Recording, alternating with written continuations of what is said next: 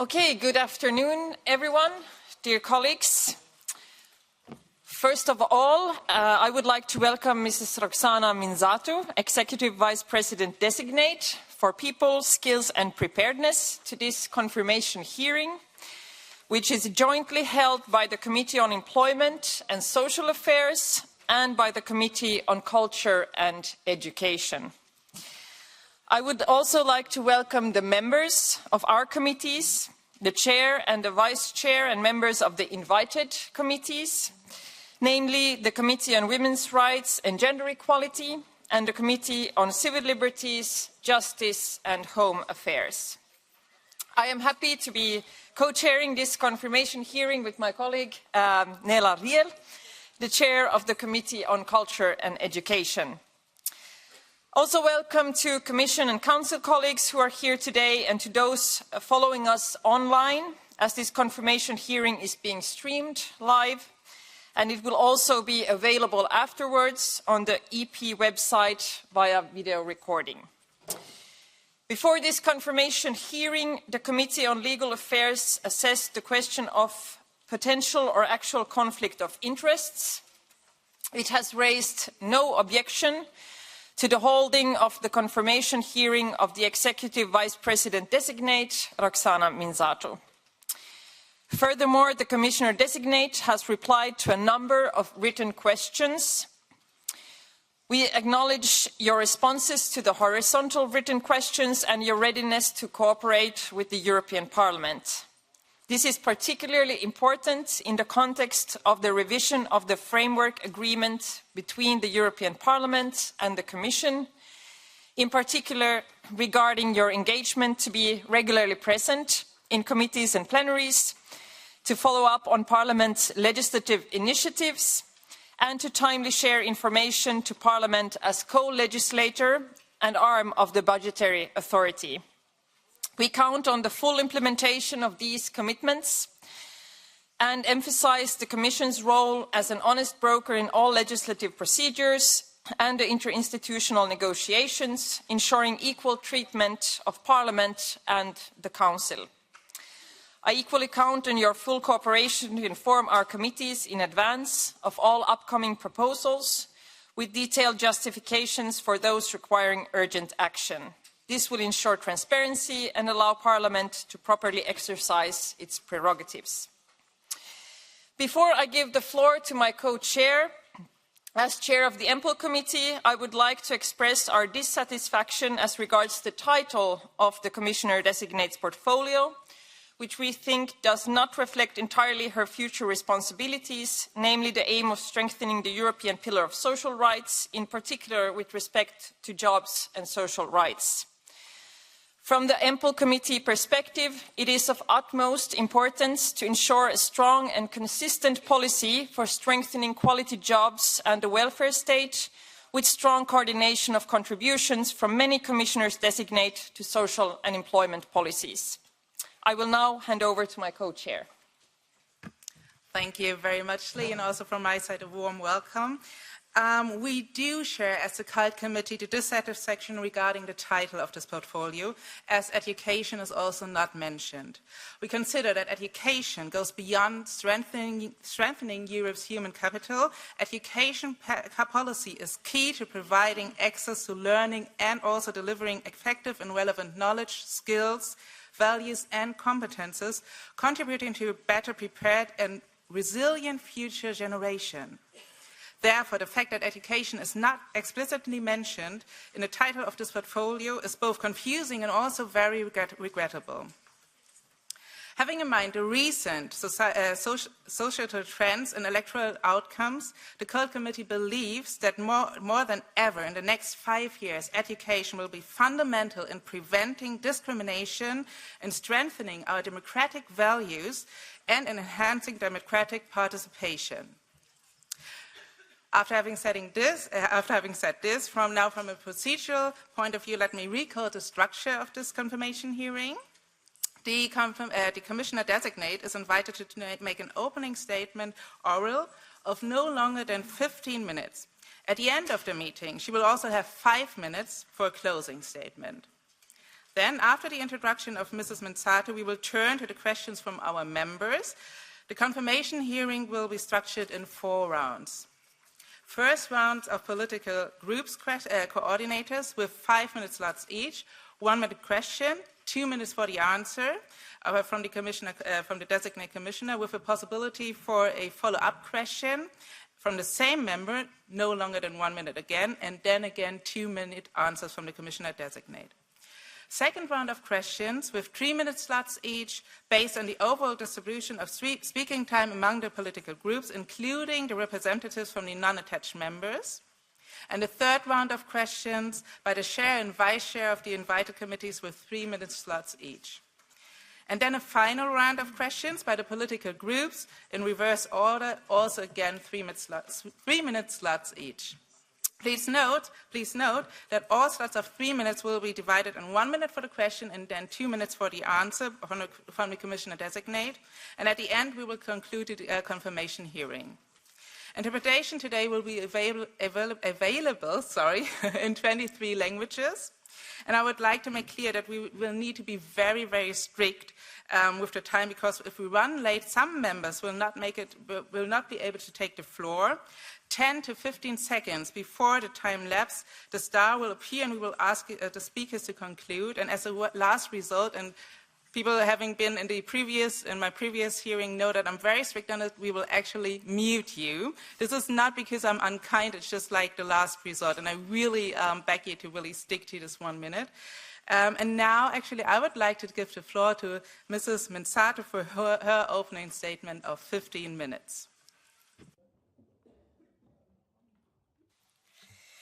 Thank you so much, honorable members. Today, I ask for your trust. Trust that in these next 5 years, I, as Executive Vice President for People, Skills, and Preparedness, will be able to guide our strong social Europe, to guide the overall work of a strong social Europe by empowering all generations, by making our citizens more resilient in society, in democracies, and in the labor market. To do that, you need to know who I am, what I stand for, and where I come from. First then, where I come from. I come from Brașov. It's a city in the center of Romania, a spectacular city, once a trade center lifted by the guilds in the medieval age, and in the 20th century it was an industrial city. As I was growing up in Brașov in the 80s, it was a worker city, my own parents included. And it was in Brașov, almost exactly 37 years ago, that on a sunny election day on the 15th of November 1987, the first Romanian revolt against the communist regime erupted. Many workers then took to the streets because of hunger, because of in-work poverty. That first attempt failed. The rebellion was quickly stifled. Some of them were tortured and imprisoned. But it was the beginning of the end. And I can still remember the excitement, the sense of possibility as communism collapsed in Romania 2 years later in December 1989. Then Romanians embraced democracy, European values, with each individual story, with each aspiration. And for someone recently asked me to name some famous writers or some famous fighters from whom I draw inspiration from, I will tell you, no writer, no fighter. I draw inspiration from ordinary people, from those that are around us, from their wisdom, their resilience, their suffering, their hopes, and their dreams. It's the people that we meet every day in our lives. And that, if you confirm my appointment, will be the starting point of my work. The citizens of Europe have gone through many uncertainty in the last 5 years. COVID first, then the war at our borders, then companies relocating, energy prices going through the roof, and the inflation fueling poverty. And year after year, our regions face new climate-driven disasters. And we have all seen the unfortunate events that recently happened in Spain. The bottom line is that Europe is an athlete in a very complex competition, one that needs to step up on its preparation, on its training, on building its stamina, so that it can both empower and protect its people from young age to old age. It is a time when security and open strategic autonomy matter more than ever. But it is also a time when guiding principles of the European project also matter more than ever. Democracy, through rights and values respected. Freedom, through opportunities and choices. Safety, and as well, and most importantly, the European social model, the jewel of our project, that continuous promise of a better today and tomorrow together in a united, strong Europe. Europeans and all sectors of our societies have worked together, showed resilience, and done their bit so far.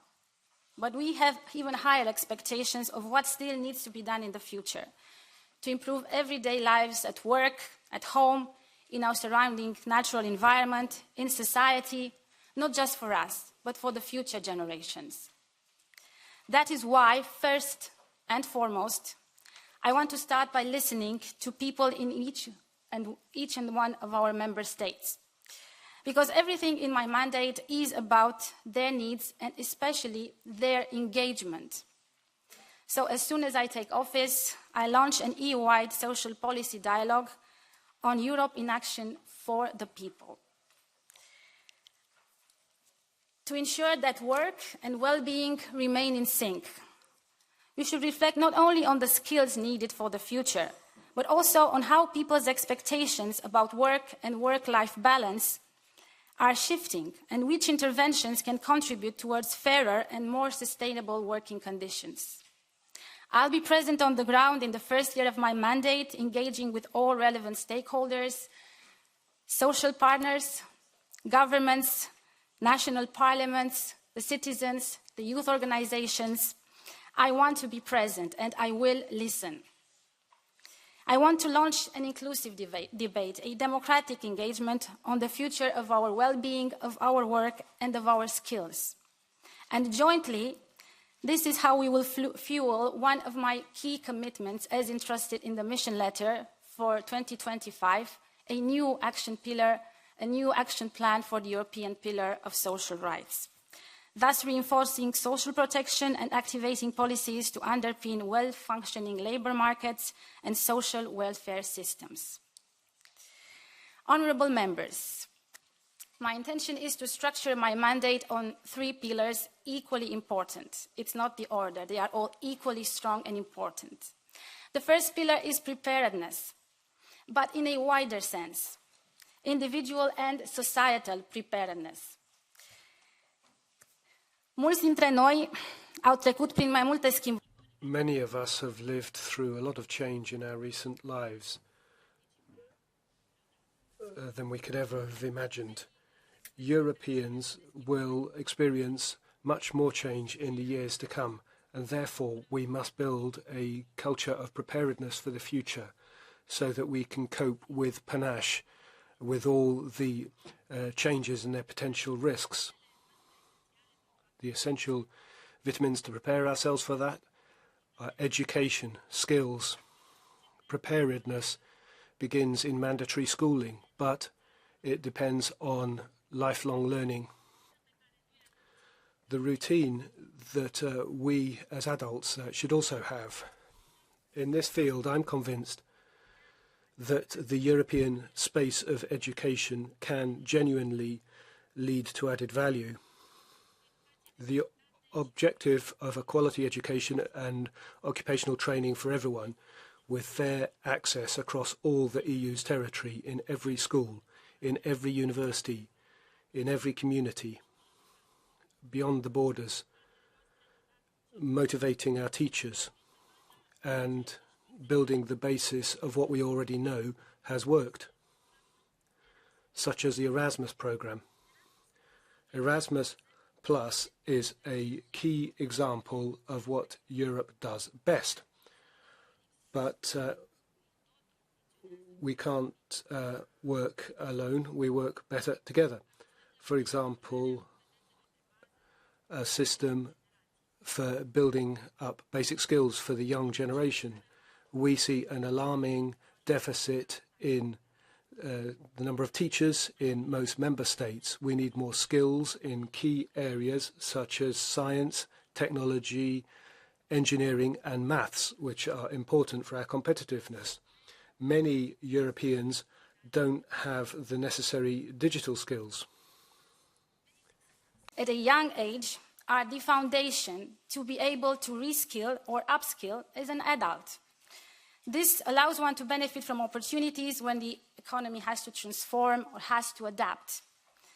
I will also ensure that our labor force, such as our builders, our chefs, our nurses, our carers, our electricians, are highly trained and able to move freely in a market that recognizes their skills and qualifications.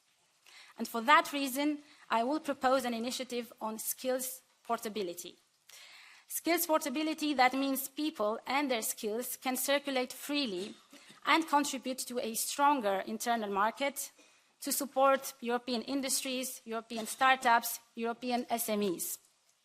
In addition, I will look into a system that gives European recognition for vocational and educational training in a similar manner to what we are doing in the higher education initiatives. Now, I'm conscious as I speak that I'm outlining actions I'd be leading, because you need to be clear on where I'd lead in relation to people, skills, and preparedness. Of course, in my mandate, I will work very closely with the President, with all the members of the College, because cooperation is key for a strong social Europe.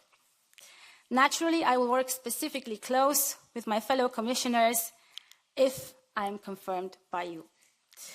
Some of the achievements of this broad collaboration will draw on the Ninisto report, and the Commission will propose an EU Preparedness Union strategy.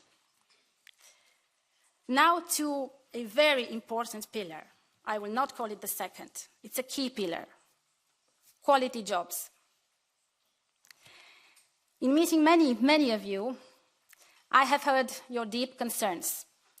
The need to ensure a fair transition so that our union's competitiveness goes hand in hand with the rights and protections of our workers. A deep concern for quality jobs. A quality job provides decent wages and fair working conditions. A quality job offers the same rights, whether offline or online, whether nationals posted or third country nationals, regardless of the type of contract. A quality job empowers learning and growing and training. And a quality job is based on strong social dialogue and effective collective bargaining. Collaborating with the social partners to create a strong and protective framework for workers, starting with the quality job roadmap, will be a priority for the first months of my mandate. At the same time, I will make our social acquis, I will make sure that our social acquis is implemented, starting with the minimum wage directive. I will work to ensure that the right to disconnect, that we will improve our workers' intra-EU mobility conditions. And I have the ambition to complete the modernization of our social security coordination. I will strengthen our European Labour Authority. So, preparedness, quality jobs, first two pillars, if you confirm me in this role. Français. Le troisième élément d'importance égale est... The third equally important element is social fairness. I will work to help all those who have the greatest need, all, whatever their age, their gender, their religion, or where they live. Here are a few important facts about the state of our social union. A quarter of our children live on the brink of poverty, a quarter of them. Our union has 100 million people living with disabilities, many of whom would like to work, but who cannot. We have almost 1 million homeless people, and I will make this point to you that we can eradicate homelessness in Europe.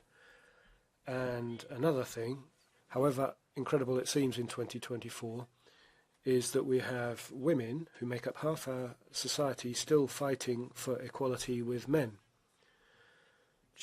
Man-woman equality will lie at the heart of my action and will run through all my efforts. These are the challenges that this Commission will tackle with the necessary energy. Just to name a few of the tools I'll use, I will strengthen our European Child Guarantee, and I'll ensure that our first ever plan for affordable housing includes sound solutions for those in greatest vulnerability, and also for a European policy against poverty. We'll tackle the root causes, whatever the age, gender, geographic situation, or energy poverty, transport insecurity, or a lack of basic services or housing. Care to respond better to increasing needs in Europe and enhance people's dignity to live independently and safely. We must improve as well the working conditions, the training, the recognition of carers, so more informal caregivers can access or return to our labour markets. We must provide more quality, affordable childcare, so parents who want to can return to full-time work. The fundamental priority is that we invest in children, and supporting children is crucial for their integration in the educational system and for their mental health, which is important for all ages. Childcare is an investment in our families, in our economies, and in our societies, all in all. Honourable members, this next Commission will be an investment Commission, catering for the increasing and different needs of our peoples, of our workers. Social economy will be one sector that we will boost. I have implemented cohesion policy in Romania, and my role will be also to achieve higher impact from the European Social Fund Plus, to ensure that the Social Climate Fund can powerfully mitigate the social impact of our green transition. But our challenges need more tools. Public and private social investment, social conditionalities for public funding. You can count on me to work with my colleagues, commissioners, to deliver on game-changing solutions so that our pillar for social rights become a reality. Closing, I know that my task is one that is hugely ambitious, but let me just quote this. The greatest risk to most of us is not that we aim too high and we do not reach that level, but that it is too low and we reach it. That is my promise to you for the next 5 years, working energetically together with this House. You can count on my engagement, and I'm looking forward to our dialogue today.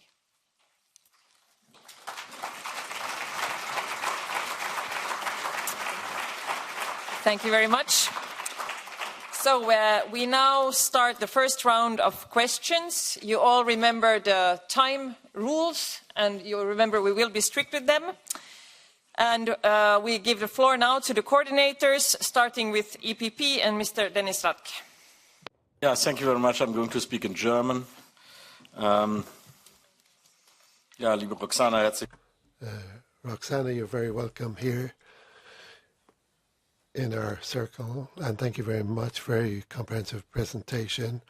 I would like to delve into a couple of points. You talked about labour mobility, and I think that a key issue in terms of economic growth and the question of competitiveness, you mentioned Regulation 83 or Directive 83. What are your concrete plans to promote cross-border mobility?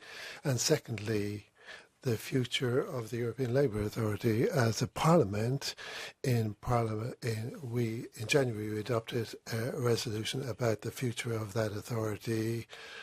and in terms of members of third countries and so forth, and it'd be good if you could say a few words about that as well. Thank you. Yes, thank you, Mr. Radke. Mobility, I think, is at the heart of the Quality Jobs project and at the heart of our competitiveness drive as well. So that is why I will have it on my desk from day one in terms of working with you to complete 7.5 years' work on the 883 regulation modification. I think in this aspect, there's been already so much that has been gained. Obviously, so many complex topics still remain on the table. What has been gained is really, really important for our mobile workers. And I really think that we have a new parliament, a new commission, a new drive, and obviously we'll have also a new presidency in the first half of the next year. And my plan is to give it a go. I want us to work on 883. I want us together to do our best to deliver on the modification that has been under debate for so many years. I want us to use the gains that have been obtained for our workers, and I want us to find the solution for what has remained on the table in terms of unemployment benefits and all the other technical aspects that are the prior notification that are important. So obviously this is a work that I will do with you and with the Council, but for our Europe, it is clear that more and more our mobile workers are relevant, are important, and their rights and their protection needs to be ensured.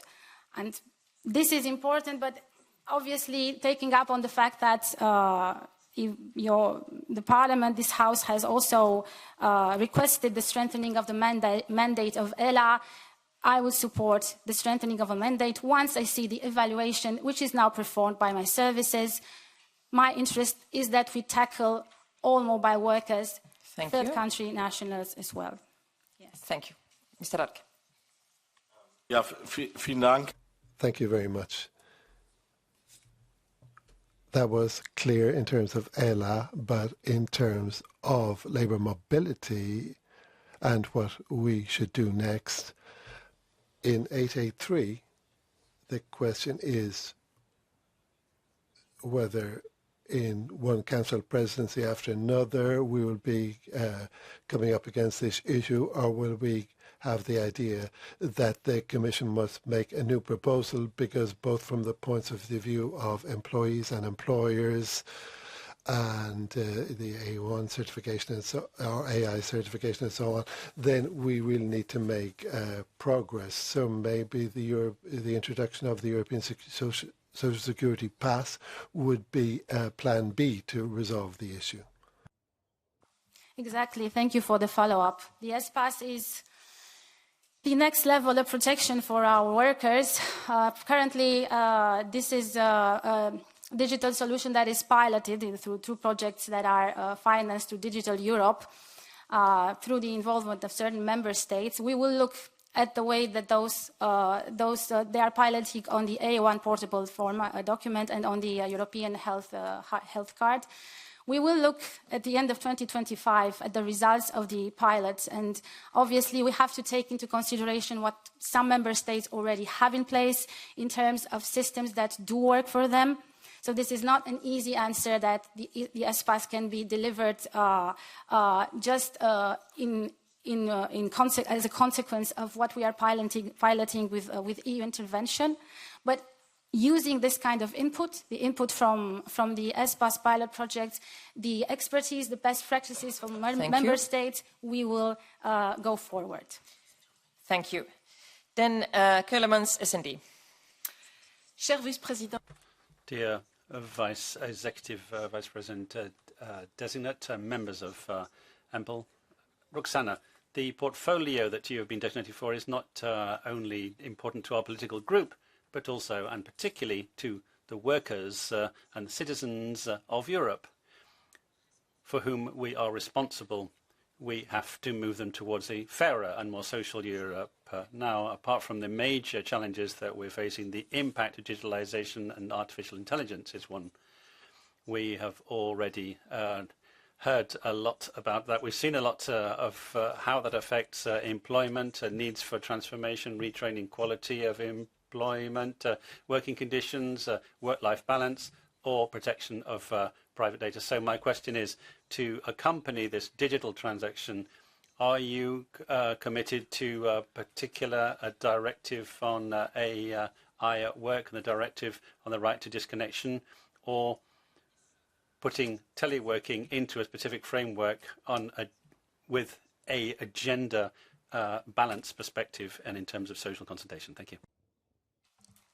Thank you. Rights should be rights, offline or online, and this is the bottom line. So if this is the bottom line, as I've announced in my opening speech, obviously it will be at the heart of a quality jobs initiative that I will be focused on. On right to disconnect, things are very, very clear. From day one, when I take up my mandate, if you confirm me, obviously, I will launch the second phase consultation with the social partners. This is extremely important, and as you've mentioned, because on the right to disconnect, we have a pretty strong impact on female workers, stronger than in the case of men. So this is a gender issue as well, but not only. We have to acknowledge that AI and technology offers opportunity, offers quality jobs in itself in many industries. It can do so, but we need to look at labor market relations. And this is what I will do. Obviously, the AI Act, obviously the Platform Workers Directive, in certain ways approached the issue of human-centric approaches of the AI, of regulating what happens for platform workers, but what happens to workers that are in physical environments and are impacted by algorithmic management. This is an important issue. It will be a core part of my quality jobs initiative, with other aspects as well, because we're looking at mental health, obviously. So this is the commitment that the core of my work will be to have a strategic response in terms of policy, potentially legislation, and that will help us to ensure that the rights of a worker are also protected and respected, even if he chooses hybrid or telework or other ways in which the online dimension is present. So this is clearly a strong message that I want to send so that all Europeans understand it, not just opportunities, but protection when we have AI and algorithmic management at work, but still supporting our companies to be agile and competitiveness. I don't want to burden them. Merci. Thank you very much indeed. Well, as you've underlined, you have to set up a plan for these 20 points. Now, it's very urgent to act as far as the deteriorating nature of working conditions and the increasingly precarious working condition, which is leading to poverty and lack of workers, particularly for teaching and caregivers, but also presents a serious risk that young people will not be able to get into high-quality jobs, and unfortunately will lead to a growing risk of mental health risks. So my question is, what are your specific commitments in terms of quality jobs? We're talking a lot about this generally, but specifically, and do you propose to set up or to propose a directive concerning burnout and psychosocial risks? Thank you. I would want to first have us all look at the impact of the current legislation. This is important because you have certain directives that are in place, and we need to understand, do they cover psychosocial risk? Do they cover stress, anxiety? Do they protect our workers? Are they adapted to our current challenges? And then be strategic and be looking at quality in, intervention in terms of delivering policy and legislation. But obviously, this is also part of the quality jobs initiative that I want to support, and that together with social partners, we want to define. So bottom line, this is also a very important aspect, that we need to have mental health of workers protected. This is seen in the statistics, and this is seen in the health reports, but we need to do it strategically inside a very impactful type of legislative or non-legislative intervention. Thank you. Didier, Patriots. Oui, merci, Madame la Présidente. Yes, thank you, Madam Chair. Madam Commissioner candidate Mînzatu, a few weeks ago in the guidelines for the Member States' social policies, the Commission called for the retirement age in Member States to be raised. In France, Emmanuel Macron, moreover, has followed that directive very closely against the majority of the French people, and he didn't hesitate to overturn the National Assembly vote to that effect. Can you confirm that you wish to stick to that political line? If so, what do you plan to do with those populations that oppose it? On this note, we've seen that the political position shaping up behind European integration, especially the current members of the coalition in Parliament, are systematically excluding from any role in the institution those who represent a substantial portion of the European population. Can you confirm that treating tens of millions of European citizens is in line with your view of democracy? I would want to maybe ask you to repeat the first part of the question, if it's possible. Can we have it very short? Allez-vous suivre la directrice? Are you going to follow the line taken by policy on increasing retirement age? Are you supporting that line or not? Sorry.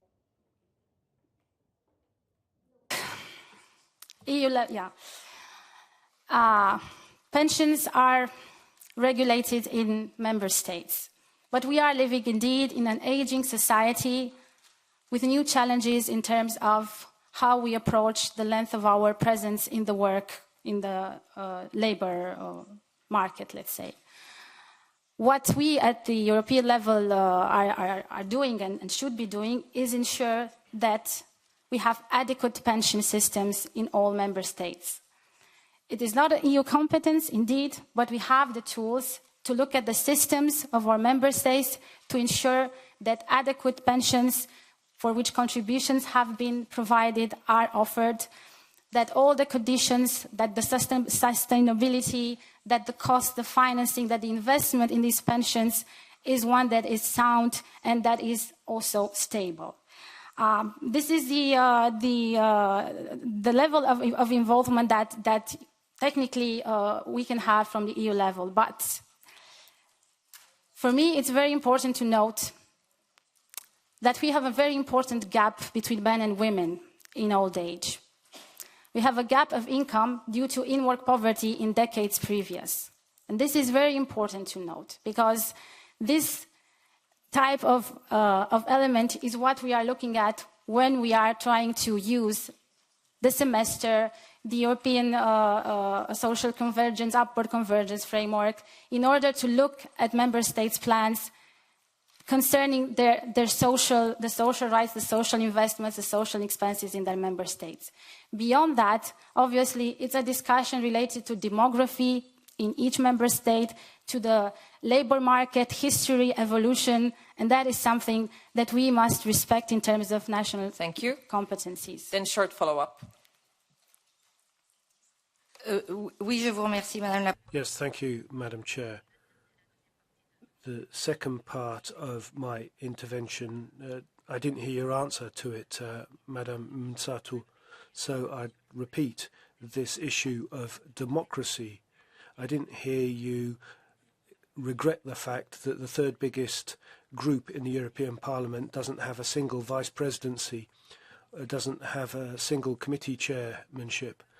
And what does that mean in terms of the fundamental values and principles of the European Union? Are you against these democratic values and principles? If you're against those principles, how can you seriously envisage your role defending European interests, which, as a minimum, require you to sign up to those fundamental values? I am all for European democratic values, supporting our shared values that unite us together in this common European project. And democracy also means the freedom to vote, the freedom of alliances, which emanate into structures that generate leadership positions in institutions and in democratic institutions. So obviously my support for democratic values is full. And I can only confirm that that will be seen throughout my work. Thank you. Then Gemma, ECR. Grazie. Thank you, Commissioner Designate. In your written answers, you state that the next European Commission will invest a lot in people, confirming giving Erasmus Plus a crucial role in the transition to the labour market. But we note that many European young people have to give up on it or can't because they can't manage the accessory costs. So what instruments do you envisage to contend with that, the financial cost for students in through a reasonable management of European resources? Looking at young people with a disability, then the difficulties in covering the costs associated with that in accessing essential services becomes completely impossible. So I'm asking you, what specific measures do you envisage to supplement and to make Erasmus Plus truly inclusive for all of those, including those with a disability? Thank you. Grazie, honourable member. It was my first request for our services in the Commission when I've met them in preparing these hearings that Erasmus needs to become more inclusive. I was one of those potential Erasmus students who could not afford to take a scholarship because the resources were just not enough to take up on a mobility. Obviously, in recent years, Erasmus numbers have improved. Some 17% of the total beneficiaries now come from vulnerable backgrounds. My ambition is to go to at least 25%. I would want that at least 1 in 4 Erasmus beneficiaries come from vulnerable backgrounds and that we have the resources to support them. Obviously, my mission letter says that I will strengthen Erasmus, and I will strengthen Erasmus, first by making it more inclusive. But second, also, I want to look at how we will tackle those that are more in need. And I think that we need to look at top-ups. We need to look at synergies, Erasmus and European Social Fund Plus. In my country as well, and probably in some member states, we have tested combinations of interventions from Erasmus and other financing sources so that we can afford to give supplementary support to certain vulnerable groups. Even now in Erasmus, young people with disability have special formats of mobility and some special forms of support. But I do agree with you that it is not enough, that it is the way in which we should strengthen our program. And that will be reflected in a democratic way, I'm sure, even in the civic and democratic engagement of those young people that we will be able to support. And we are now living outside. We are leaving them outside of this such popular program. So my commitment is, yes, to increase significantly the vulnerable beneficiaries and also to offer additional support. Thank you. Ritorno ancora.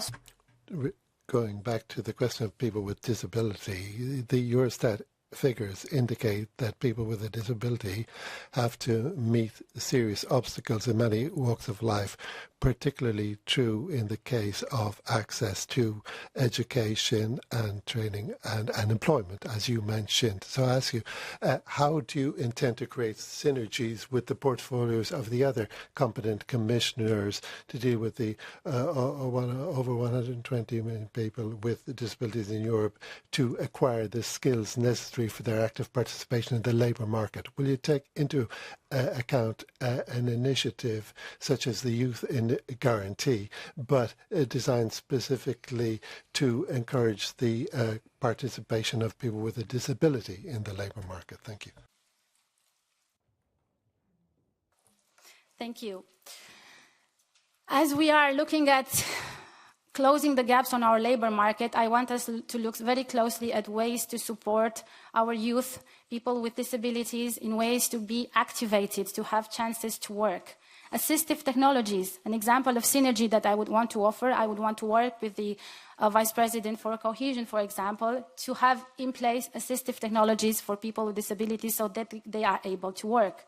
On the child guarantee, I will work obviously closely with the Commissioner for Youth, who has the strategy on children's rights, but my priority, connected to the first European anti-poverty strategy, will be to strengthen the child guarantee. We have earmarked funds now for certain countries to the child guarantee recommendation. We deliver. I can give you maybe some examples, maybe not now because the time is not on my side, but I will strengthen it with a special look for vulnerable young children and children with disabilities. Thank you very much. Now it's Jana Thum from Renew. Thank you very much, Chair, and thank you, Commissioner Designate, for your presentation. When we're talking about quality jobs and social rights, my mind goes to the workers that live in regions dependent on fossil fuels. Hundreds of thousands of people are going to lose their jobs and livelihoods as the continent transitions to climate neutrality. In the previous mandate, we adopted the Just Transition Fund that was meant to help these workers. Not only the fund scheduled to last only 3 more years, but we have also not seen enough jobs being created as a result. Certainly not when I look at my own country, for instance. How will the Commission ensure that the Just Transition Fund is used efficiently and effectively for creation of jobs in the affected regions? Are you going to look at the implementation of the Just Transition Fund to see how much it contributed to creating quality jobs, and if it did enough to change the local economy of these regions towards other sectors? Thank you. Yes, thank you. The Just Transition Fund, which I do not lead on, but which is very important for the work on social rights and on jobs and on quality jobs. So I will closely work with the Commissioner for Cohesion on that, and with all my colleagues in the Commission, of course, is, I think, a tool that can deliver. Again, I would combine it in terms of intervention that it has on place. It has interventions in terms of skilling workers affected by the restructuring of their economies, in terms of creating new jobs, new startups in the region. There are already opportunities in place. The results are mixed, and I think we should give it a bit more time to assess it. But let us have in mind, again, the synergies, combining it with what we are already doing with the European Social Fund Plus on skilling, on reskilling. Looking maybe into other types of tools, and I was mentioning a social investment, so that where maybe the intervention from a single instrument, such as the Just Transition Fund, is not sufficient, we can combine it and have more impact on the ground. I really believe that we need targeted tools like the Just Transition Fund. Again, it's not my own, but I know it, I've worked with it. It's a territorial instrument. There are regions where the territorial uptake and capacity has been good, has delivered results. Regions where it does not offer the jobs or the skills that are expected.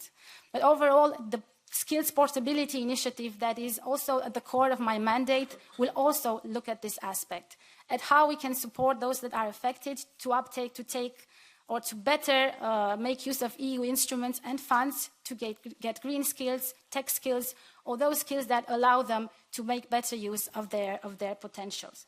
So that's how I would see it. Let's combine the instruments and see how we can do better, and let's acknowledge the territorial benefit of this instrument for a just transition. Use the lessons that are favorable.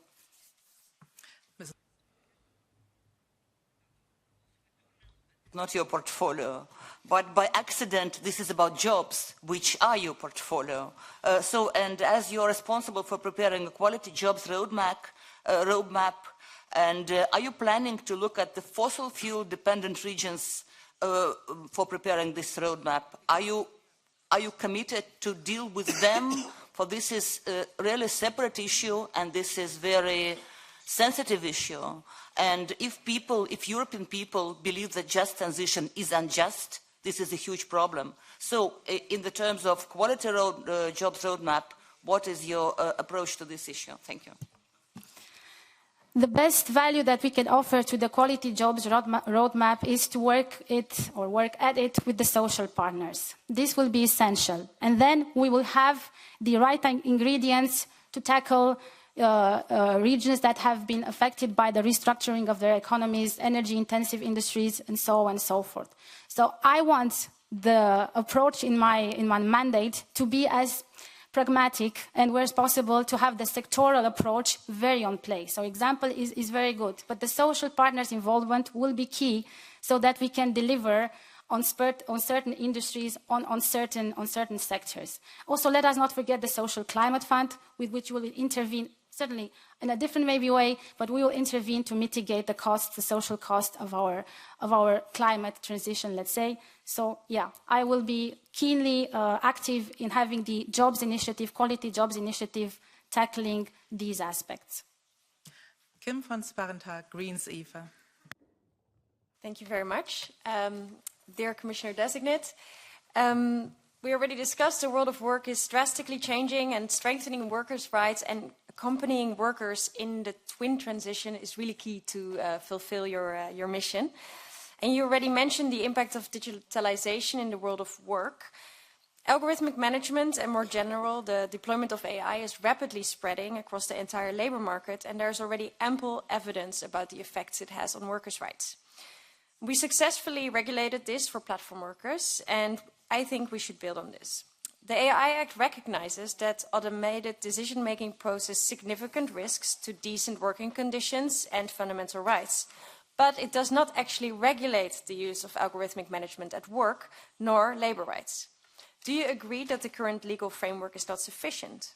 And will you propose the initiative on algorithmic management announced in your mission letter in the form of a directive?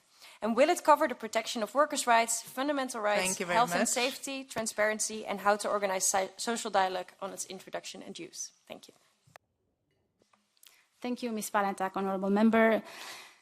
True, as mentioned before, I have looked at what work has already been delivered with the involvement of this House, of the previous, the current Commission. Actually, they are still in place, and their progress is really commendable in terms of having in the AI Act, in the Platform Works Directive, some very clear and groundbreaking aspects recognized, that AI management, that algorithmic management should be human-centric, that it has a certain impact on the work relations. These are in legislation, and these directives are now to be also the directive on platform workers will be enforced, and it's important to see how it is put in place. But it is not enough, my opinion. Is it not? Do I have a response that going beyond means also legislation on non-legislation? Not yet. But what I can commit to is that it is a priority, because it's not a priority for me only or for you and for the current generation of workers. We are talking here a lot about poverty and children and their rights. They will be the workers who will be most impacted by AI at work. This is the most important topic I want to discuss with them in the youth policy dialogues. Obviously, they might be not so interested now in regulating AI at work and what type of protections we will include or not, and how we balance it with the competitiveness of the companies. But for our children, we have to do it. We have to look at it. And I will champion this in the Commission, together with my colleagues, of course. And if you will give me your vote to do this work, you can count on me. Okay. Thank you for your answer. But discussing the twin transition, it's of course not digitalization alone that is rapidly changing our jobs. The entire economy is undergoing a deep transformation in order to meet our climate goals. And in this, we can't leave anyone behind. And in this context, workers need to be equipped with green and digital skills. How will you ensure the right to training for all workers is ensured in the context of the twin transition? And also, you've been tasked to develop the Quality Jobs Roadmap to ensure a just transition for all. For this transformation to be successful, workers need to have opportunity to be involved in shaping it. So social dialogue will be key. Will you propose a directive for a just transition that guarantees the mentioned training and the anticipation and management of change and effective information and consultation of trade unions? Will you make sure the Green Deal is properly reflected in the Quality Jobs Framework? Thank you. I think we need a skills revolution. It might not be a breaking news title, but it is a reality. The skills portability is one way to explain to our people that we need to step up on our ambition to have adults that are skilled and reskilled and protected against or helping them take advantage of these adaptations of the economies in which they work. So I do think we need to look into aspects such as who pays for the training, can the employee do it during his hours, his working hours, or outside of the working hours. So count on me to look at this specific approach in terms of respecting what is a social right, which is the right to train. So this is very, very important. And obviously, it will be part of the quality jobs roadmap. In terms of anticipation and management of change, first, we're looking at the current situation of legislation, how the information and consultation of workers is going, and then looking at new approaches in terms of involving social partners in the management of change in companies. Leila Shaibi from the left. Merci, Madame la Présidente. Chère Madame... Thank you very much indeed, Madam Mînzatu, Commissioner Designate for People, Skills and Preparedness. I must admit that I've been trying to find the Commissioner Designate in charge of employment and social rights for the last 2 months. And now I feel that we found the Commissioner Designate, at least for employment and social rights, but I am very taken aback that it doesn't say it on your card that describes your portfolio.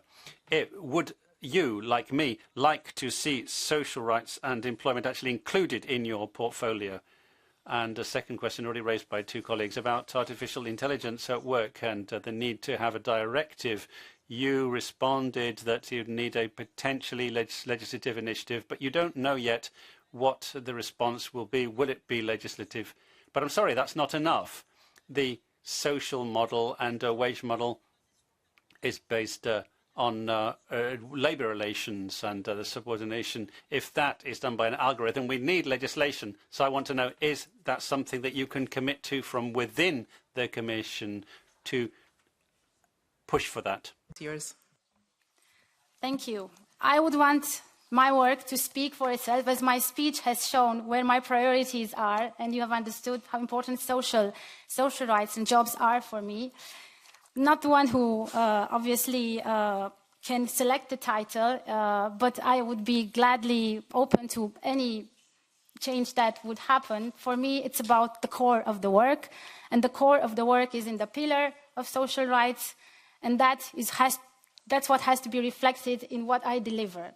So that's an honest answer concerning the title. On AI at work, I understand. I think you're the 3rd Member of Parliament who is today mentioning this important topic. And this for me is important. Hearing you, listening to you, working together with you, as it has happened in the past, will be key for me, because that shows me what the priorities are.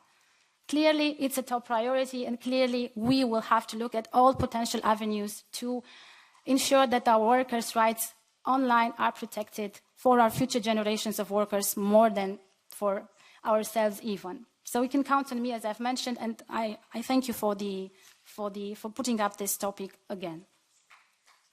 Mr. Shaibi, follow up.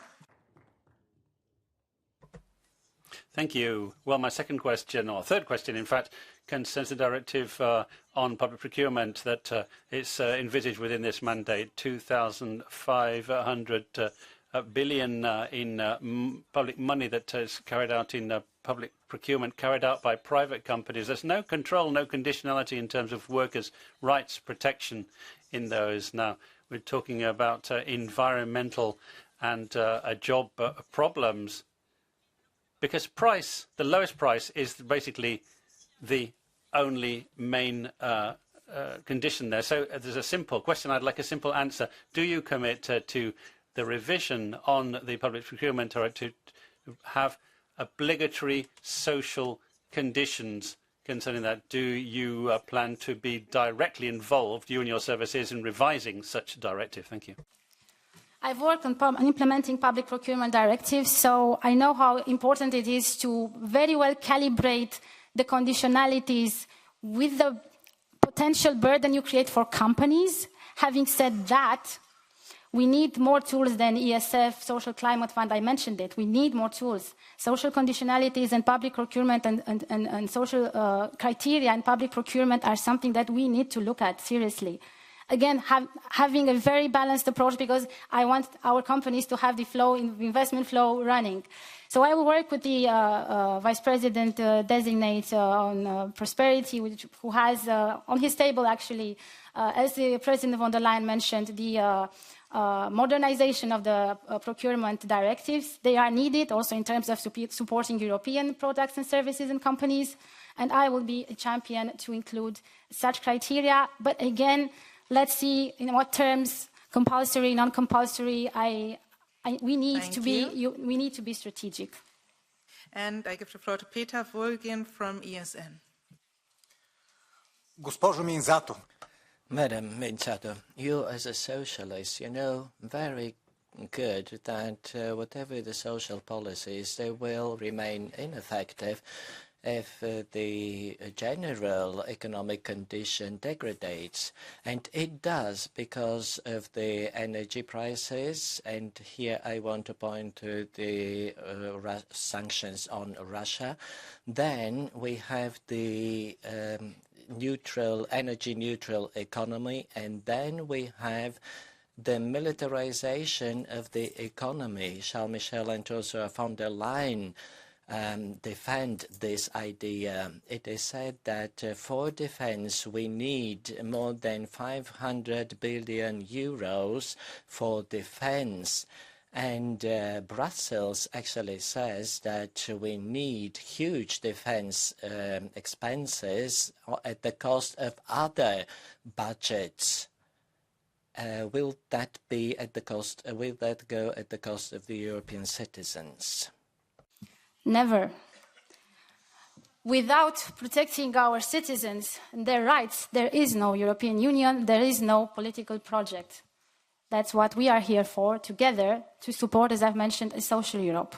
What we do have to do, and this is clearly a challenge for our generation of politicians, not just for a commission or the current parliament, is to look at how the next multi-annual financial framework should be built, at new types of tools, as I've mentioned here, looking at social investment, public, private, at new platforms to support our citizens.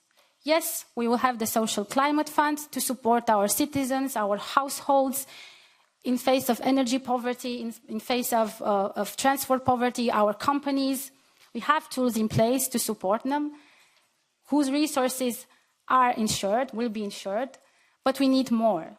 And this is the challenge, not to become less, but to be able to cater both for the security of our Europe and to the prosperity and the protections and the rights of our Europeans. One without the other are simply unimaginable.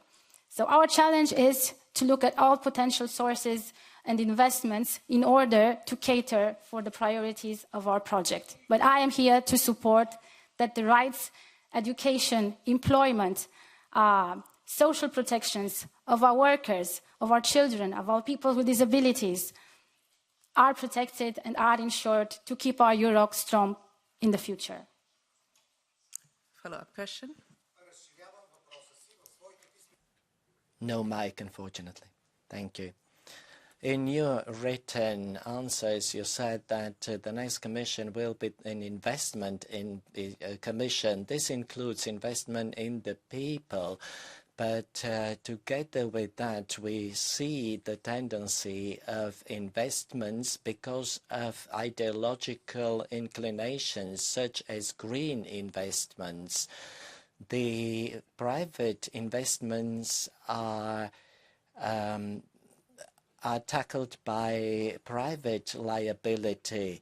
Now, 20% of the budget of the European Union of your portfolio will not be used for investments to discriminate, to degrade the living standards in Europe.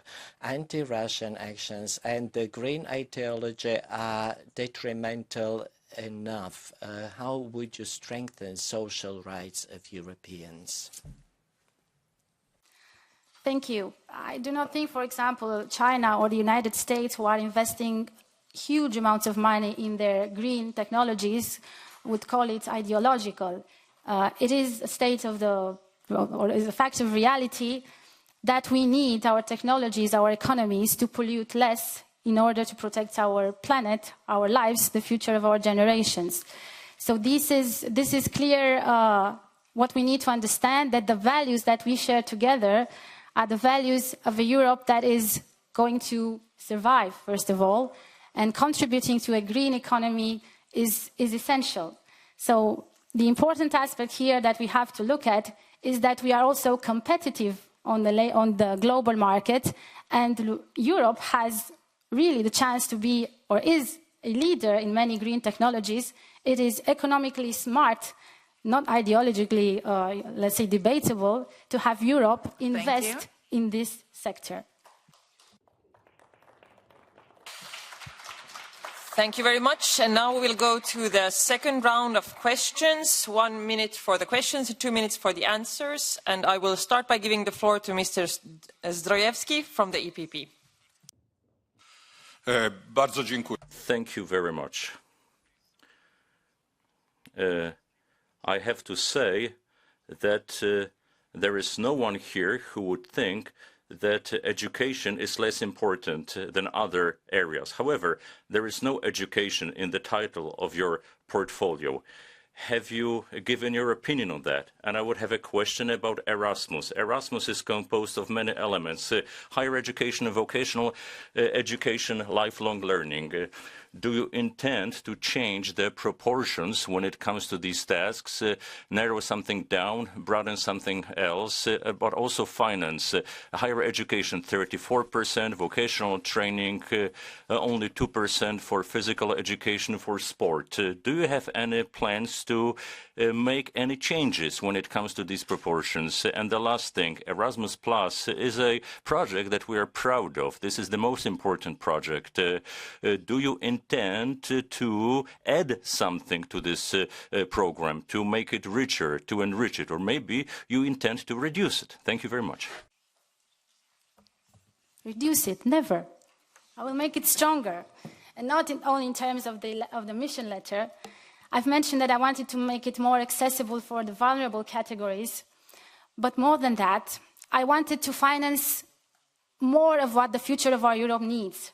For example, right now, it finances the European universities, the European University Alliances, which for me are the blueprint of the future, a way to stop brain drain in a way and to offer future to our students in multi-campus universities. And Erasmus Plus does that, access to tremendous resources in one complex alliance. So I want Erasmus to do that for schools as well. So it's important to say, first of all, not how much money, but what do we want to do with Erasmus in the next generation of financing? What are our ambitions? And then we will find the money, and I promise you that we will. Yes, we're looking at the current figures. This is one discussion. First, I do higher education, second, vocational. If I say vocational will be priority, I upset universities and the other way around. So that's not the idea. It's the type of vision that we deliver. And one part of my vision is that I want to strengthen the vocational educational training.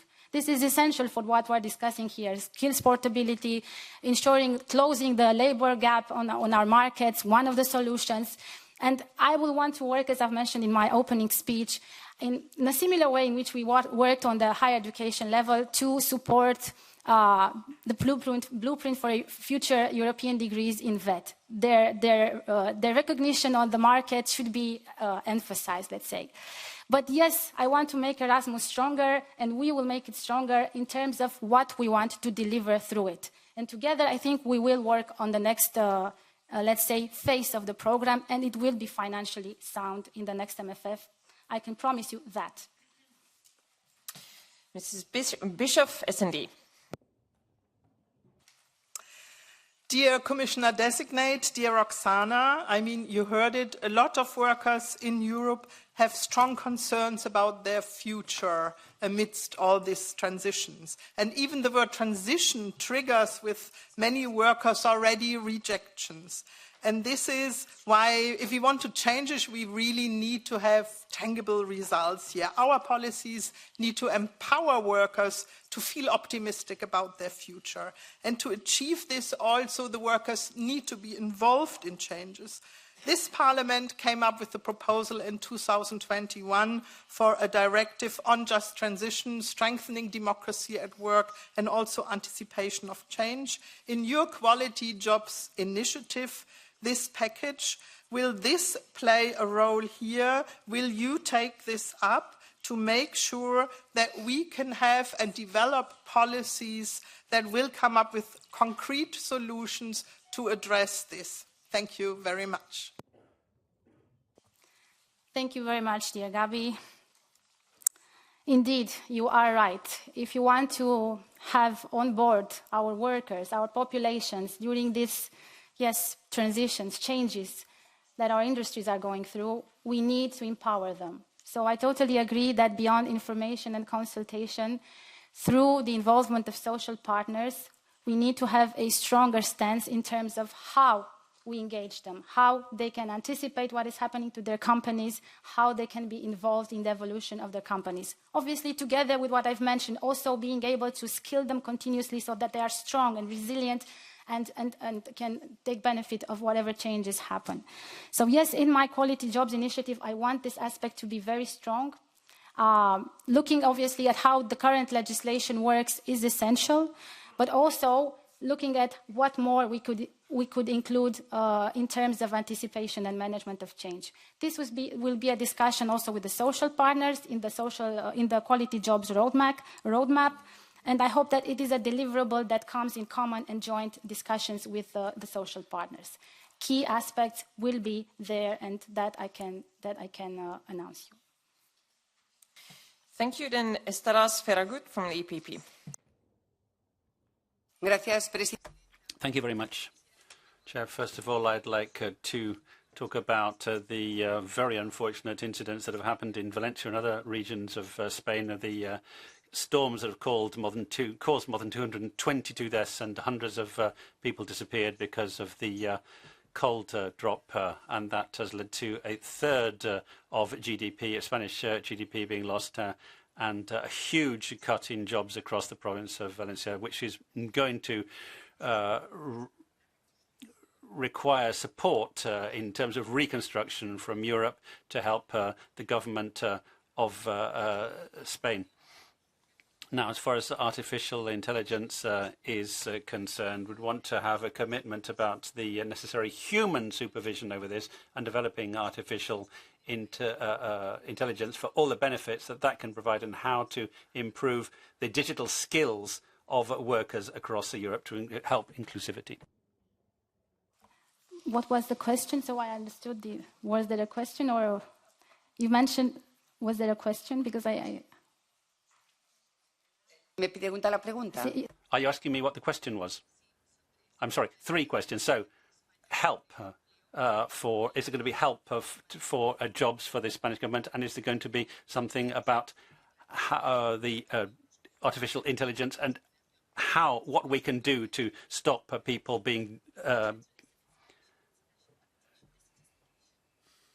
discriminated against? Thank you. First of all, I want to pay my condolences to what happened in Valencia, where a lot of my fellow Romanians have suffered loss and some died. And natural disasters do that more and more.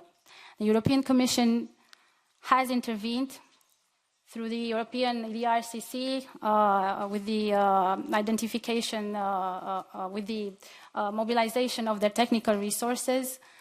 Also through our common civil protection mechanism, with our pooling of resources, of civil protection resources that are offered by the member states. These are the types of support that have been put at the disposal of the government of Spain by the Commission. In need, we can also use the RescEU, which is the highest level of common resource that we put for civil protection.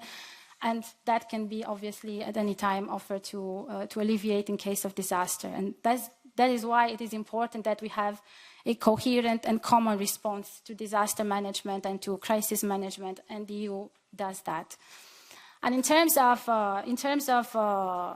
AI at work and how it impacts the lives of workers, as I've mentioned, on the one side, we have to acknowledge the fact that it does provide workers with the opportunity to be flexible, to do hybrid, part-time, remote jobs.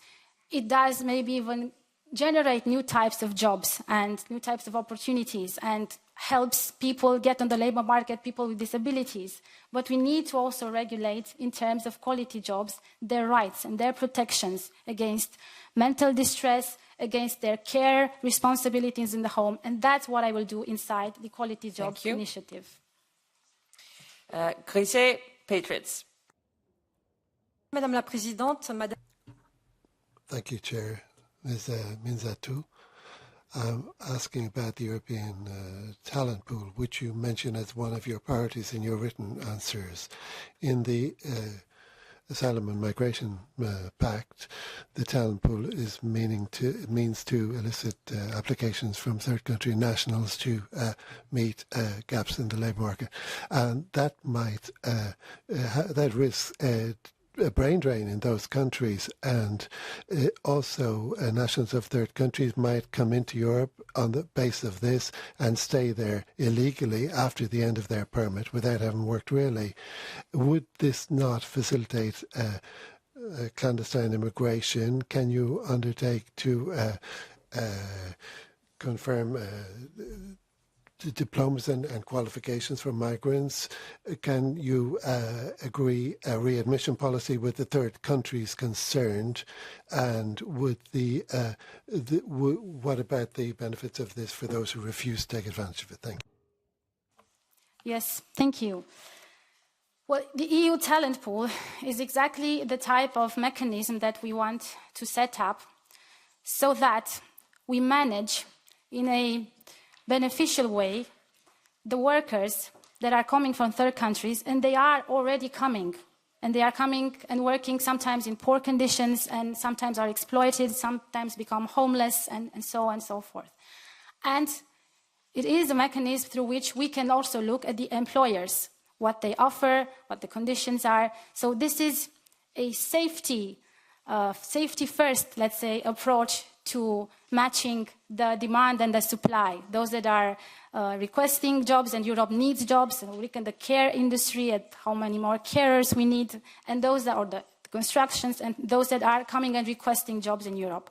So I think that the EU talent pool is the way into which Europe can really make sure that those third country nationals who arrive have their rights protected.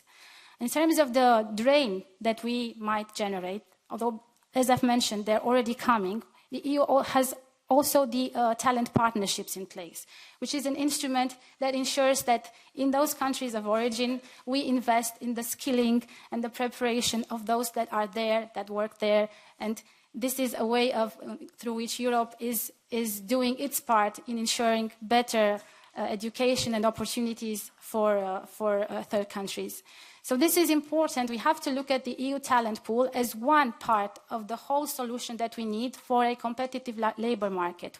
We are having workers missing from many, many important industries without which we cannot deliver. We have to activate our own, but we also need a legal way to manage migration for those jobs that are necessary. Thank you.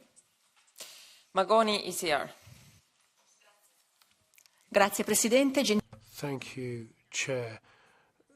Commissioner-designate, sport is an important part of the economy, representing a large percentage of the GDP and employing 6 million people. Now, the impact is also in terms of the upbringing of our children. So what measures do you intend to put in place to ensure that sport plays a key role at the EU level, above all in connection with the Erasmus Plus portfolio you've been given? What do you intend to do to step up development programmes for sport, projects which are a way of defending the values of sport and allowing young people to tap their full potential? And then lastly, do you not think that people with disabilities must also have the opportunity to master sport for themselves, given that this kind of opportunity isn't part of the equation today, and it will help them in terms of jobs, independence and dignity? Thank you. Yes, I want to mainstream sports in more of our policies, Ms. Magoni. Together with my colleague, Commissioner for Youth, obviously, and Sports. I've mentioned many times in conversations I've had with you that yes, we support Erasmus mobilities for sports professionals, but that's just a small part of what we need to deliver better. Sports means preparedness. Sports means health, mental health, physical health. Obviously, we have the cohesion policy in place, which in some countries delivers programs through which sport is used, and I've tested these instruments. Sport is used as a social inclusion instrument. I've worked on it with Roma young people, and it's the best way to offer them values and opportunities and self-confidence, and to integrate them and to promote them, let's say. Sports is therefore a tool that I would see much better mainstream than, of course, what it is now: performance, a strong industry in Europe, a European-based sports, values-based and European sports model, the solidarity between the grassroots and the competitive side of it. So you can count on me to support it, and also to have a special attention for young people or for adults with disabilities who can and should be supported in terms of engaging into sports activities. And again, here we can invest in assistive technologies that will allow them to be part of activities, sports activities, and even competitions.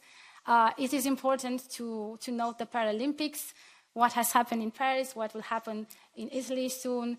These are strong messages that we are giving, that we are including all of our citizens into all the benefits and rights, including the right to train, to be healthy, and to play sports. Fareng from Renew.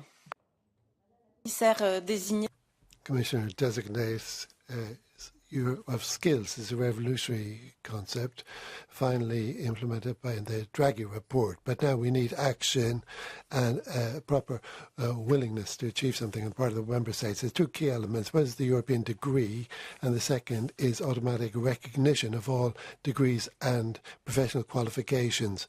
On the question of the European degree, even though it's only starting out and it would harmonise skills and lead to mobility of our workers in the future, it's already meeting resistance by the member states.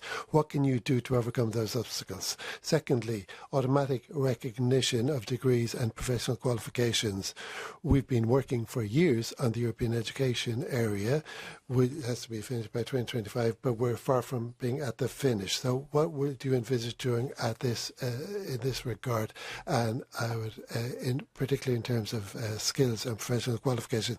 And then higher education, there's no portfolio for that today, higher education, so I'd like to know your views on that. Thank you. I believe in the European universities, and obviously an European degree. I know that we are talking also about, academic autonomy and academic the autonomy of universities, the different positions of member states in terms of moving a bit more ambitiously forward with university alliances, with the European degree, and even with the recognition, automatic recognition of diplomas. But inside the Union of Skills concepts and inside the European education area, I think that's what we must do. We must be more ambitious. It's a question also of political will from the member states, not just of initiative, but I will put on the table the work that is necessary to be more ambitious in terms of automatic recognition and European degrees.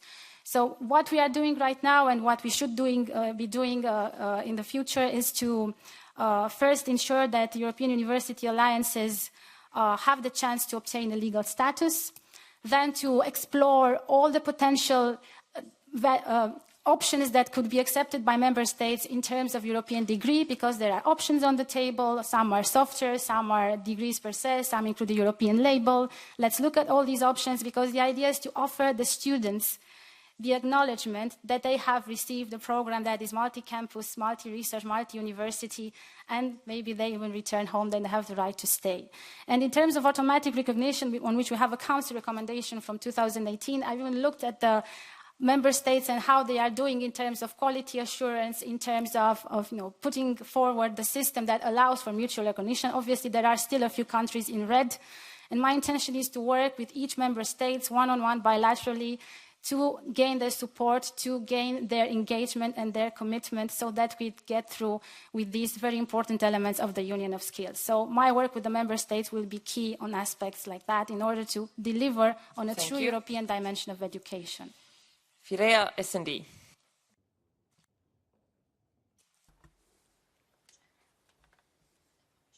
I would like to ask you about young Europeans as well. 1 in 6 people in the European Union is young. For them, the European institutions have set up programs in the field of education, social and health, IT and digitalization for mobility and transport, equal opportunities. How can we make sure that all young Europeans from the cities and from rural areas, from richer countries or from countries with slower progress can access the programs, including for increasing the birth rate? Thank you very much.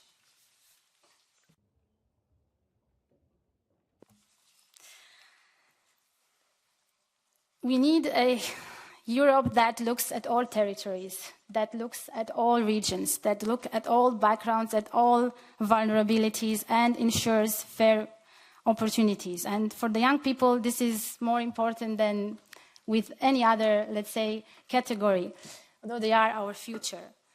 For them, we have put in place the youth guarantee, which has delivered actually for some 50 million young people in Europe in terms of an offer of employment or training, an apprenticeship. So this kind of support was especially targeted for young people from vulnerable backgrounds or from regions or from areas where the precarity was stronger.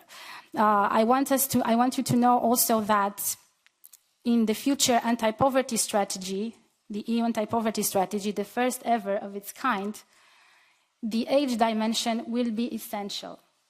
I want us to clearly have in place responses to tackle youth unemployment and youth opportunities, children being also supported through the child guarantee, but I want us to look very closely at the young generation in terms of young people also with disabilities or from different kind of minorities and communities. This is very, very important. So that's how I would see a response for you. We cannot put in a silo the discussion about supporting youth. Okay, we have the solution, we use Erasmus. We have the solution, we use the European Social Fund Plus. No, they have to be present in the discussion, as I've mentioned, about potential legislation on workers' rights, on AI at work. They have to be present in the discussion about the mobility of work, and they have to be supported through European Social Fund, European Social Climate Fund, in terms of energy poverty, and so on and so forth. I want to mainstream their needs in all of our policies. And that would be my answer for them. Sunčana Glavak, EPP. Hvala vam lijepa. Thank you. Parliament. I will now switch in Croatian. Jasno je da Evropa... It is quite clear that Europe is speeding up its digital transformation, and this is, I believe, that media literacy and strong digital skills are of key importance in order to make sure that the youth are the stakeholders of the new future. There is the digital plan for the period from 2021 to 2027. What steps are you intending to take in order to make sure that digital skills are part of the school curriculum, that they are able to critically think, recognize misinformation, and are capable of responsibly managing internet content? How are you going to support member states in the standardization of digital skills in order for us to ensure that we get consistency and quality that we badly need? And how are you going to monitor progress and impact during the implementation of the plan? Thank you.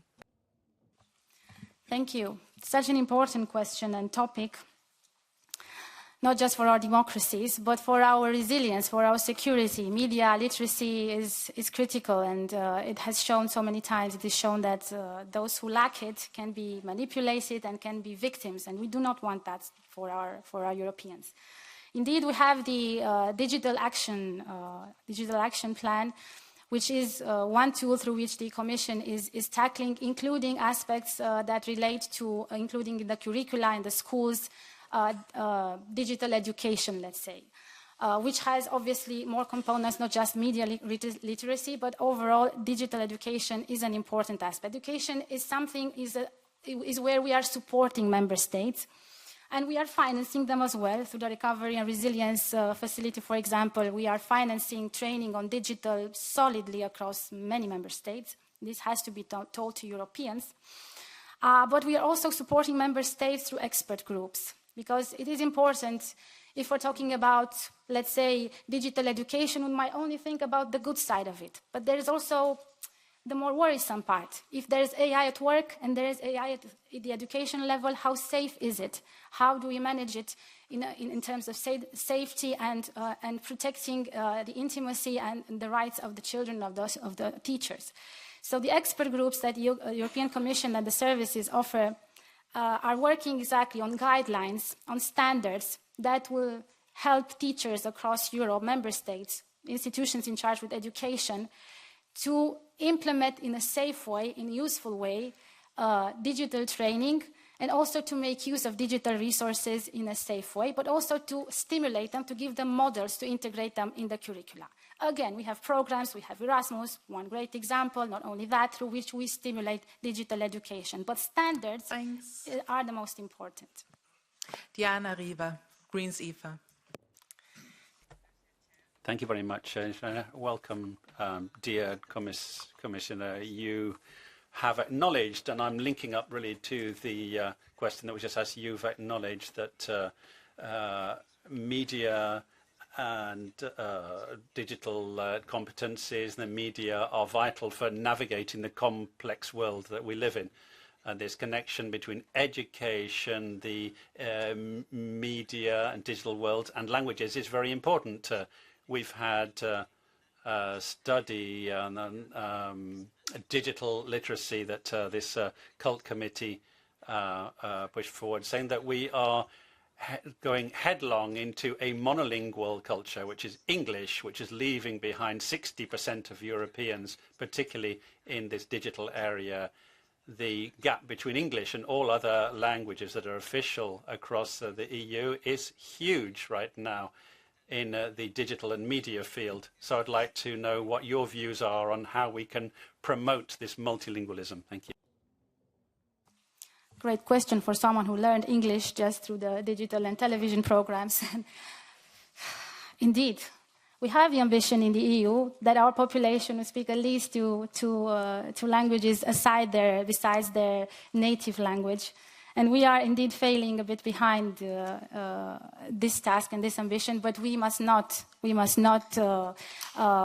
give in on this temptation, let's say, and we have to work with our younger generation and with our students, and in a way to make use of technology, of AI, in terms of making it more attractive for students to have intake of more languages, because there's virtual reality that can do so much for teaching, including for teaching even Latin in the Roman Empire, and even, a language that will connect you with the space where that language is spoken.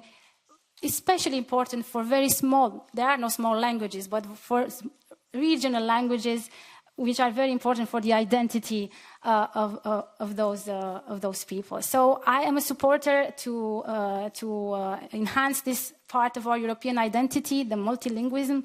It is essential to do it.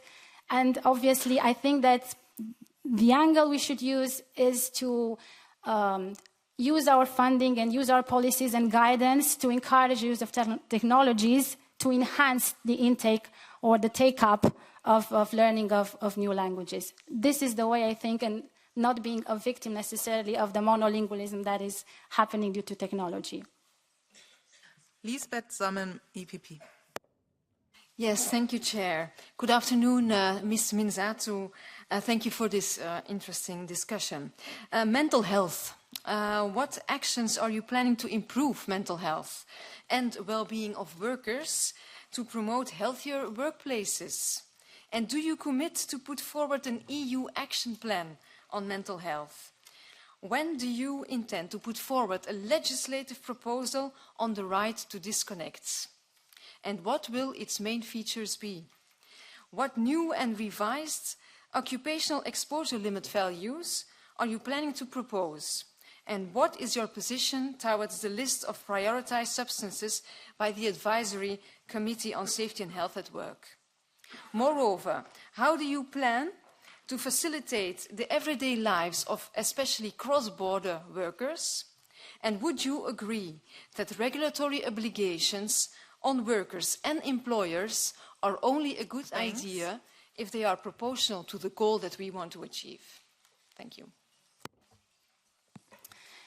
Yes, mental health, as mentioned even in my responses previously, is so closely interlinked with platform work, is closely interlinked with the situation of our young generation being very exposed to the new media.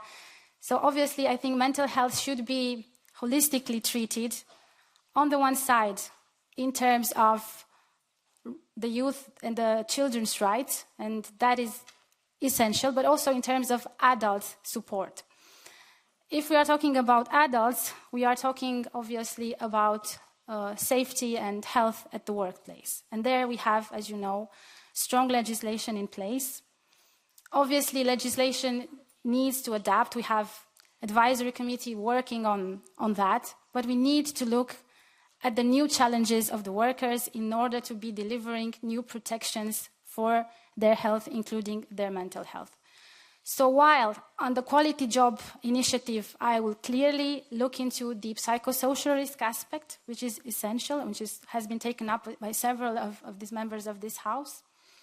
This is only part of the discussion in terms of approaching it. It has to be part of other types of initiatives, as mentioned before. In terms of how I will approach the updating of the rules concerning the safety of workers in face of hazardous substances, again, here we rely on strong legislation, on the advisory committee who is delivering, and on my services to be a bit quicker on the way we update this legislation. So we have received the input from Parliament as well. We have the expertise on table in order to devise ways into which we maybe quickly be able to update our legislation. And this is the commitment that I can make, that in terms of hazardous substances, we will be more efficient and more agile to respond. Nikos Papas, stay left. Okay. Good evening to all. In your written replies, you often talked about the need to enhance STEMs in the European area of education. On the contrary, you don't talk about humanities and social studies, whose graduates have problems finding jobs.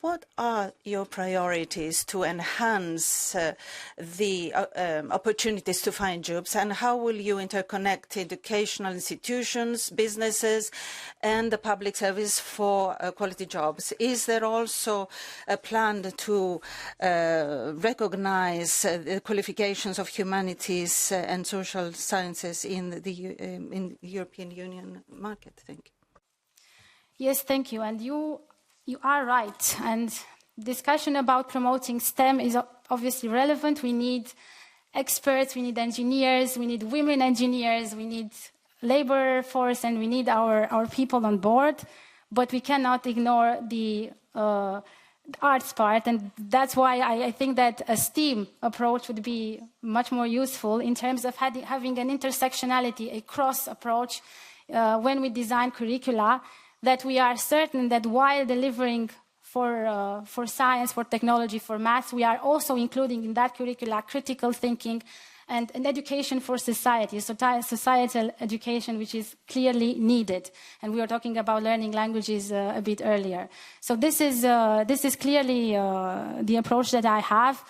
I do believe that a strong partnership between the education system, the businesses, the future employers, is very relevant. We have one example, innovative even, the European Institute for Technology, which the European Union is deploying, let's say, the EIT, who is doing this job of connecting through the skills academies, for example, in the green industries, in the battery, the solar, is doing this job of connecting the businesses with their opportunities, their needs, with the education and with the innovation part. So I believe that we have to continue to be a supporter of these types of partnerships. As I've mentioned, beyond that, I think that it is very important that we support the vocational and educational training, which is a component where the business sector is very close to the educational path. And that way we are sure that we are offering our children, our youth, the best of opportunities when they graduate and they go in society and in the labor market. Marianne Wind, S&D. Thank you. Dear Commissioner Designate, the European Parliament has recently adopted a strong resolution on the mandate of the European Labour Authority, ELA. In which specific areas do you intend to strengthen the Labour Authority to ensure fair labour mobility and support for mobile workers in Europe? According to Principle 5 of the European Pillar of Social Rights, employment relationships that lead to precarious working conditions shall be prevented. Against this background, will you come forward with a proposal on regulating labour market intermediaries and on a limitation of subcontracting chains, which are often used to disguise employment relationships to avoid tax and social security payments, to escape legal responsibilities and to exploit workers? Such an initiative should complement the necessary introduction of mandatory social criteria in public procurement rules. Yes, thank you. As mentioned, I think we need to take action in terms of mobility. And as I've mentioned, again, I'm committed to work on ELA, the European Labour Authority's mandate, to make it even more efficient, although I think we can see that, although it's a young institution, it's delivering more and more, but the joint inspections need to deliver more in terms of protecting also the third country nationals. I am worried about what is happening with the agency and with the posting of workers.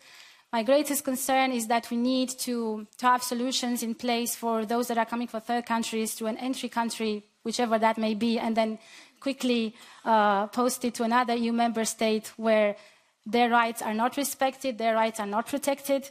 So the idea is that I will be looking very closely into how we can make sure that, or first see that the current legislation is doing its job, and if more is needed, then take up on that. We'll look into also the subcontracting practices, but also first let's assess what the current legislation is doing, if it's failing in terms of legislation or is not implemented fully in member states. And on public procurement, as I've mentioned in my responses earlier, we need to be balanced. Social criteria are useful, but we also need to make sure that our companies are still agile and being able to invest. So I will have both elements while working with my colleagues in the Commission and the revision of a potential directive, of the directive on procurement. But yes, be assured that mobility with all these facets are on my table, are among my priorities, as in the speech, as I've mentioned, and they will deliver for Europe. Pál Székeres, PFE. Tisztelt biztos jelölt asszony, fogyatékos emberként különösen érzékeny vagyok a diszkrimináció. Thank you very much. Commissioner Designate, I'm in a wheelchair and I'm very sensitive when it comes to discrimination. I'd like to ask whether you would make a distinction according to political outlooks of MEPs. Very often we feel that in this situation where we have migration, people with disabilities are going a little forgotten. Do you have a strategy for the employment of people with disabilities? And also, I'm thinking about a work-based society. That's very important. Do you, for example, prefer to have tax breaks or incentives rather than handouts? Thank you.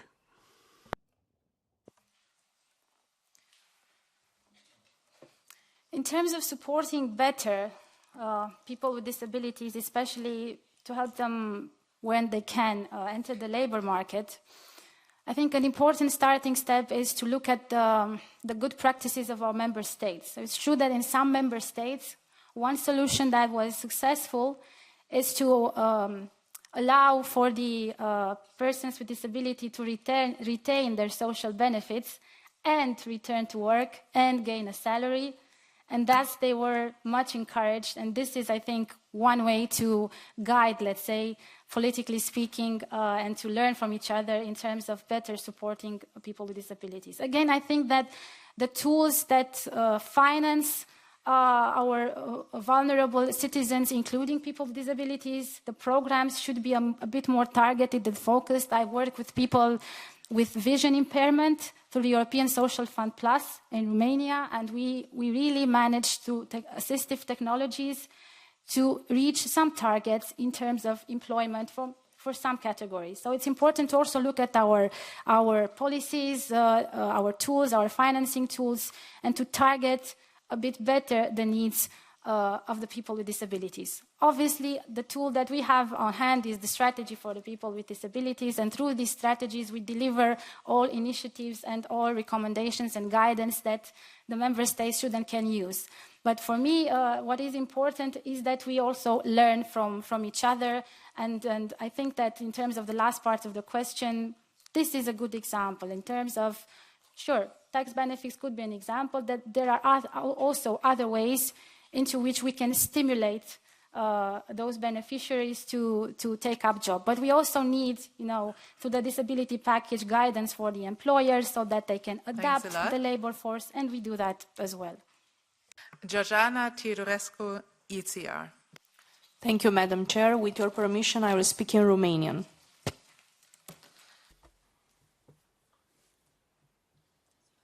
Good afternoon. I think that European citizens have heard so much about this demagogic talk from the Commission, who's just saying they want to make life better. But Romania is suffering from poverty in education, which is not good, which often leads to school dropouts, and it's impossible to really have a decent standard of living. We need concrete actions. So we need...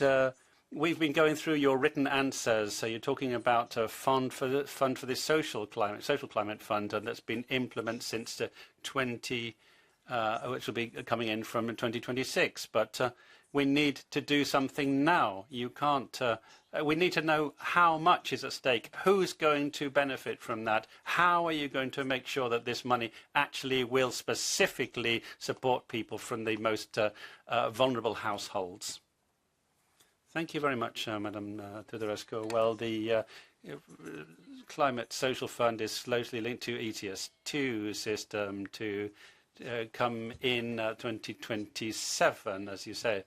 Now, this is a very generous fund, but of course it's not going to be enough for the... we were talking about 90 billion euros, rather, across... the member states to cover about 25% of that. This is a kind of instrument which the member states currently are preparing a countrywide plan to say how they're going to spend the money, how they're going to invest it to those who most need it, for people who are suffering energy poverty, transport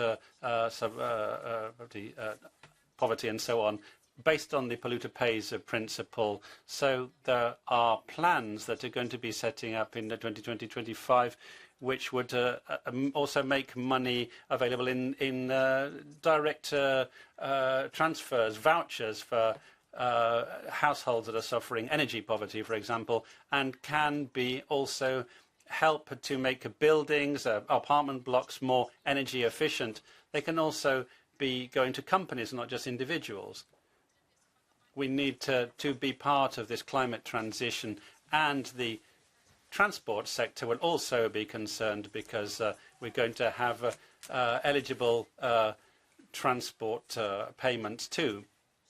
So this is something that will allow systemic investments to set up investments for green energy, solar energy, storage for energy and so on. And this is something that 6 billion euros are earmarked for Romania, and all of that will help towards this green transition. Thank you. Next speaker, Van den Berry, Renew. Thank you very much. Thank you, Commissioner-designate Mînzatu. Thank you for pleading for a skills revolution. It is so necessary.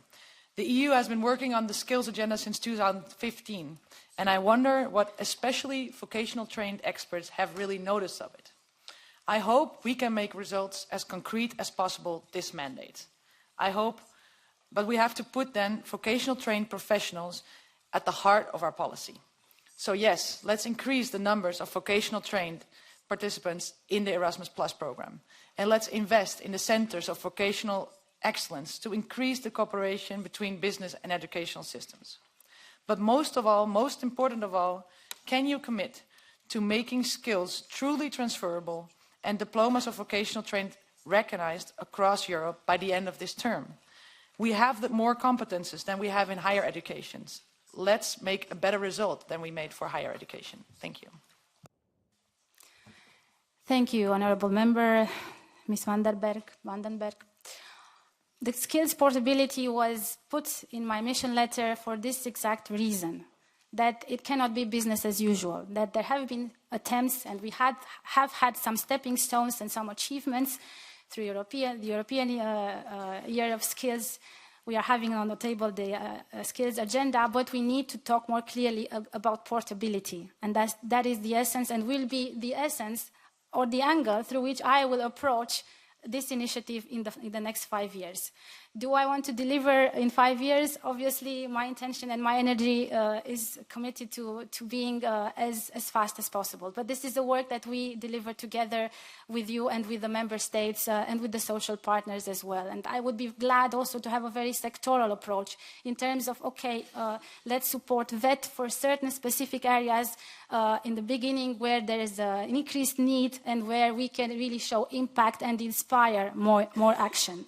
What I can say is that, as I've mentioned in my opening speech, I want to make the European vocational training a bit more stronger and the European dimension and the degree recognition clearly put in the, let's say, in the front seat. This is the work that we will do together. Cannot commit on delivering by the end of the mandate, but can commit that this would be my ambition, obviously. It is also important to note that we can stimulate a better let's say, intake or better uptake of the vocational and educational training systems, not just through Erasmus, but again, through cohesion policy. We have the RRF. We are investing a lot of money, so we can, in exchange, better, let's say, target our ambitions in terms of also skills portability. Quality assurance will be of the essence. Guidance on the framework of diplomas, we can deliver that as we've delivered for higher education. Princi, EPP.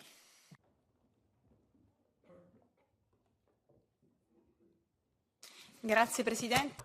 Thank you, Chair. Commissioner designate. Now, having worked in a school, I agree with what you said about the strategic but not very attractive role of the teachers, and because of the social aspects and the training of European social capital and the quality of teaching. In terms of teaching and lack of teachers and lack of properly trained and paid teachers, I'd like you to explain how you intend to involve the member states in fleshing out the European agenda for teachers to improve their social credibility and their career progression. I would also ask you, in a world of work that's rapidly changing, there's been so much talk about skills. Can you specify more how you would make central the role of the teaching profession, especially in terms of promoting the skills of the pupils? Thank you. Thank you for this question, for it all starts with the teachers. whatever we have discussed so far, it is fully dependent on how many teachers are available, if they are motivated, if the working conditions are right, if they remain in the job, and if they continue to train to deliver with AI, with generative AI, and so on and so forth. So the teacher's agenda, which is in my mission letter, shows the importance that we put on this topic. Obviously, looking at how we improve the salaries and the working conditions of teachers is something on which we work together with member states. We do have shortages of teachers in 24 member states, almost everywhere, with more problems on an aging teachers generation, let's say, in many member states. The intervention or the political commitment that we need to have together is one that is necessary if we want to discuss about competitiveness, about STEM, about better basic skills for our young generation, and about adults that can reskill and upskill. On the one hand, I think that it is important that we not only commit politically with member states, but we as Commission, and you can count on me from this side, use the European semester instrument, use the instruments in which we look at how the policies of member states are aligning in terms of employment.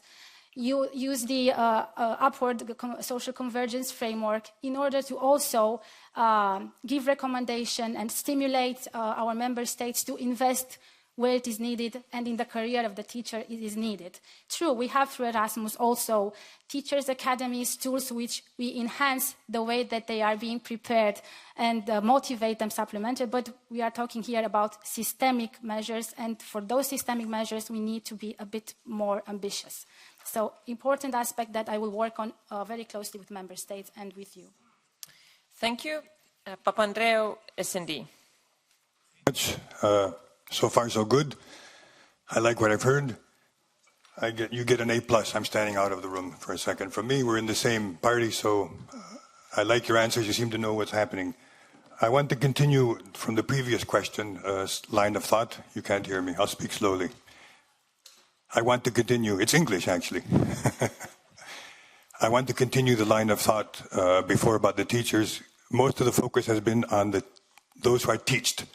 But the important thing is the teachers, as you point out. And there we have lots of problems. You said there'll be more response to that.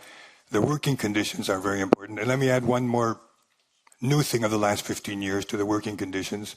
The teachers, besides competing with bad infrastructure in the schools, besides the energy of young children, they have to compete with iPhones, with smartphones. Some countries are banning them in schools. I think that's something we need to consider, these ideas about how to deal with the new world. Thank you. Thank you. Do you want the kids of Europe not to vote us forever anymore? None of us will ever see daylight. We are all addicted to technology, adults and young generations alike. We must acknowledge that. But yes, I think that we have to flip the way that we look at AI in education. On the one hand, as we mentioned, it's about, potentially addictive to young generations and they're not paying attention to the classroom, but we can use it to make the classroom, to make the curricula more attractive.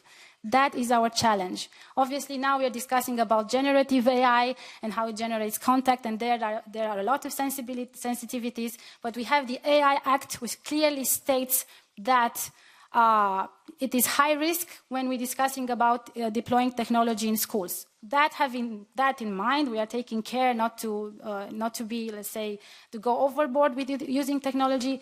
I think we are forced to deploy technologies in education as well, in terms of making education more attractive and the teacher career easier. With the right checks and controls, with the right measures to ensure rights, to protect the teachers, to protect the intimacy, to protect the confidentiality and all these aspects, we need not to avoid what technology could mean for our education. That is the balanced approach. So this is the path that teachers can use also to have better, and for them we have to deploy obviously financing and guidance, the guidance that is already provided by some experts in our services and Commission in terms of trustworthy AI in education. that we have to take AI on board and technology on board, but put in place safety and rules that protect. This is the only way forward. Meleti, EPP. Thank you, Madam Chairman. Commissioner Designate. First of all, I'd like to tell me how you intend to tackle today's challenges of workforce in the healthcare sector and the lack of workforce in health professions. Will you cooperate with the Commissioner for an action plan for the crisis in the health sector, for an action plan to include specific targets, benchmarks and measures and funding to tackle this problem, but also to tackle the brain drain? And since brain drain is affecting young people, what policies and what funds can be used to boost the employment of youth? And if these measures can affect women as well, because women constitute a large part of the healthcare workforce. Thank you. In terms of preparedness, there are certain workforce sectors that are critical. Healthcare, teachers, carers. And so the healthcare sector is, and the healthcare workers, I look at what we need to do for them, even from that perspective, that it is important and essential that we deliver. We have to deliver on multiple levels. Obviously, I will work with the Commissioner for preparedness, because the preparedness side is of such importance, since COVID has shown that to us, but in terms of strategic autonomy as well. So we have to look in terms of how we help them have their diplomas, degrees, skills, better recognized, although they are automatically on the automatic recognition procedure, but to support them in this aspect as well. I think we have to invest in their training, and again, European Social Fund Plus is investing in skills. In some countries, mine included, where I come from, we invested on an operational health program, deeply ESF money for skills. We can do that. That is really essential. And obviously, I think that we should use the concept of the European University Alliances in order to somehow balance the brain drain. This, for me, is essential. In order that some of the alliances, some of the universities could tackle closer the idea of training, or our priorities for training in the health sector, with all that technology can offer, with all the newest, responses in terms of health. And with the university alliances, I think that we offer our potential healthcare workers the opportunity to train in the best universities, but still remain in those countries and work, or at any rate have a more balanced distribution of healthcare workers across the member states. So beyond skills recognition and investment in these workers, I think the European University Alliances targeted on medical could be an interesting point and I will work on it. Next is Zaharia from the Non-Attached. Thank you. I will speak in Greek. Madam Mînzatu, the indexes of the European Union depend on the performance of the member states. So the Commission with the Council will have to have standards through regulations. Greece has abolished since 2020 the free collective bargaining, and the minimum age is defined by ministerial decision disregarding the European directive. What is your view about the substantial participation of workers to the collective bargaining, given their right, and this is included in your reply, but their consent is not referred to the signing of the collective bargaining? In addition, Greece has abolished the 8-hour, 5-day week, and as a result, workers do not have free time and working time and free time balance, and there is this affects their well-being. Thank you. So through the Minimum Wage Directive, the European Union offers alternatives, offers models of intervention that best suit the economic and labor market realities of each member state. And while collective bargaining is obviously the goal that is clearly set in the directive in terms of offering the best support and the best resources to workers, the minimum wage, adequate minimum wage, is also a very efficient tool that protects workers. And through the directive, there are just, options and alternatives through which, an algorithm through which each member state, depending on the productivity, on the level of the medium income in the country, depending on the situation of the economy, can establish and then adjust the formula for that minimum income.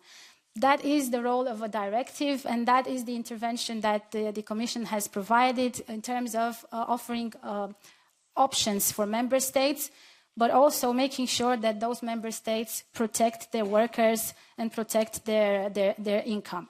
So in terms of the duration of work, we have legislation in place, legislation that stipulates how the workers are protected in terms of minimum duration. There is a change in the world of work. Many countries experiment with longer or shorter working weeks.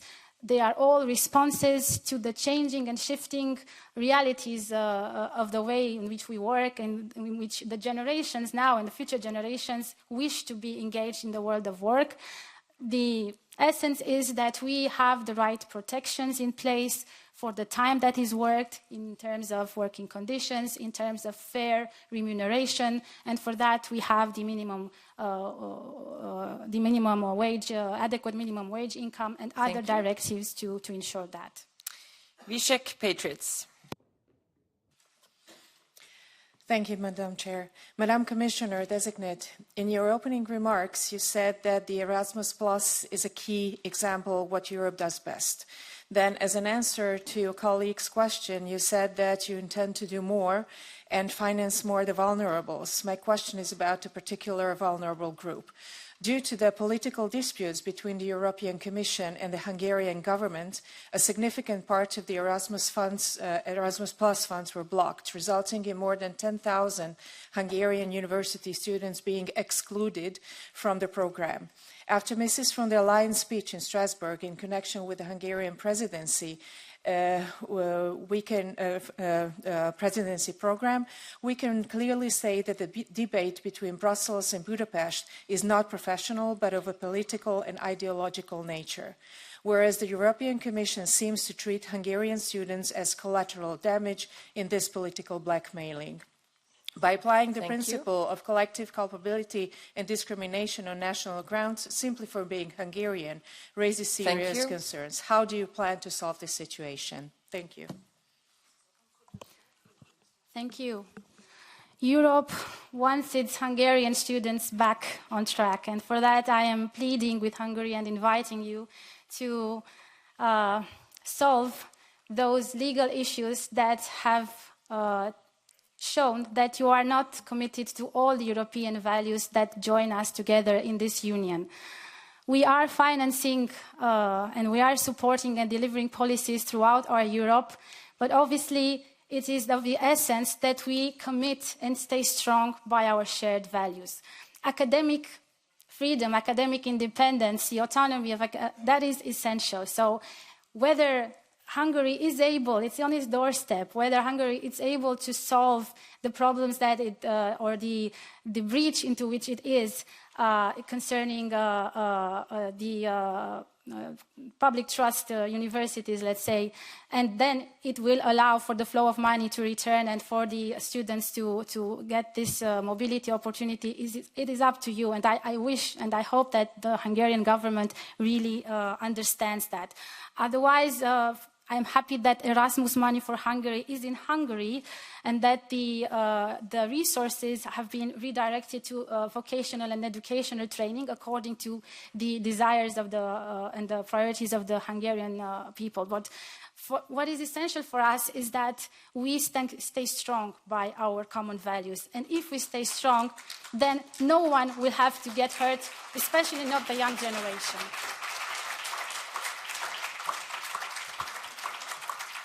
Next is Soms from SD.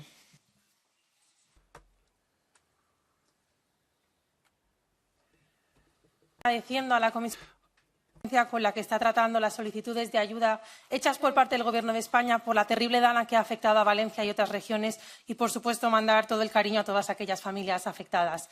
Sobre la Estrategia Europea de Lucha contra la Pobreza, su contribución al Plan Europeo de Vivienda Asequible y viendo los datos de Eurostat que muestran que los precios de la vivienda en la Unión Europea han aumentado un 48% de media en menos de 10 años y más del 100% en algunos Estados miembros, quería preguntarle sobre qué iniciativas legislativas tiene previstas en relación con la estrategia contra la pobreza y el plan de vivienda y si contemplan medidas específicas con respecto a las mujeres, a las personas jóvenes.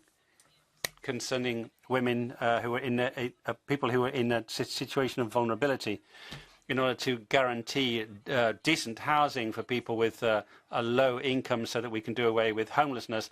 And finally, as far as the European Child Guarantee, we've been asking for a specific a budget for at least 20 billion euros. Apologies that the interpretation was cut off at the start. So just be aware that I've heard 80% of the question in Spanish. The translation did not work.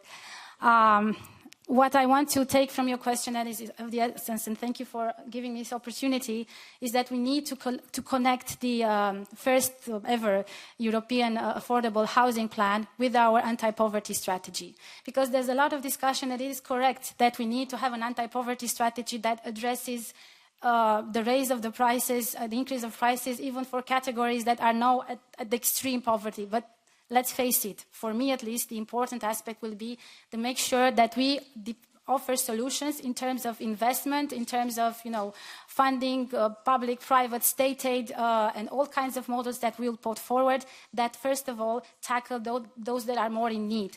The young generation, for me, it's important. We have to send this message that our affordable housing plan and our strategy against poverty will first and foremost look at the young generation, at their need for housing. This is essential. We need to tackle homelessness. This is also of the essence. We need to tackle the needs of people with disabilities. So this interconnection is essential. So thank you for giving me this opportunity to send this message. I will work with Commissioner in charge on energy and housing in terms of the best tools, policies. I'm not calling them legislation. I think here it's more about funding, but obviously there will be probably discussions about changing state aid rules, as you know, as it's been in the guidelines, political guidelines of President von der Leyen. We need to do more in terms of housing. In terms of child guarantee, we have some 9 billion euros spent now. Some member states who have the poverty level of children above the European average do have to earmark 5% of the ESF plus money. I want to strengthen the child guarantee. I will not commit now to an amount, but we need to get money from more resources because having meals for children means resources from more places than just the ESF. Sabine Verheyen, EPP.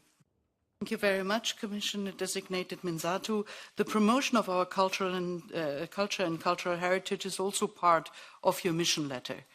Recent national media reports claim that after having been county councillor of the Brasov county and the day before you took office as deputy prefect of the same county, you bought a house that is a historical monument in the center of Brasov. Later on, you extended the house, doubling the size without any of the legal permits required.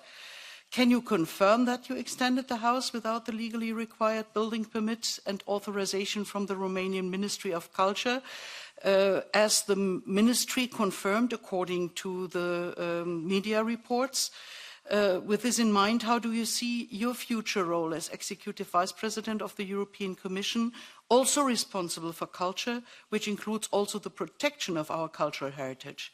How do you value the legislation and promotion of the protection of cultural heritage? Thank you for this question.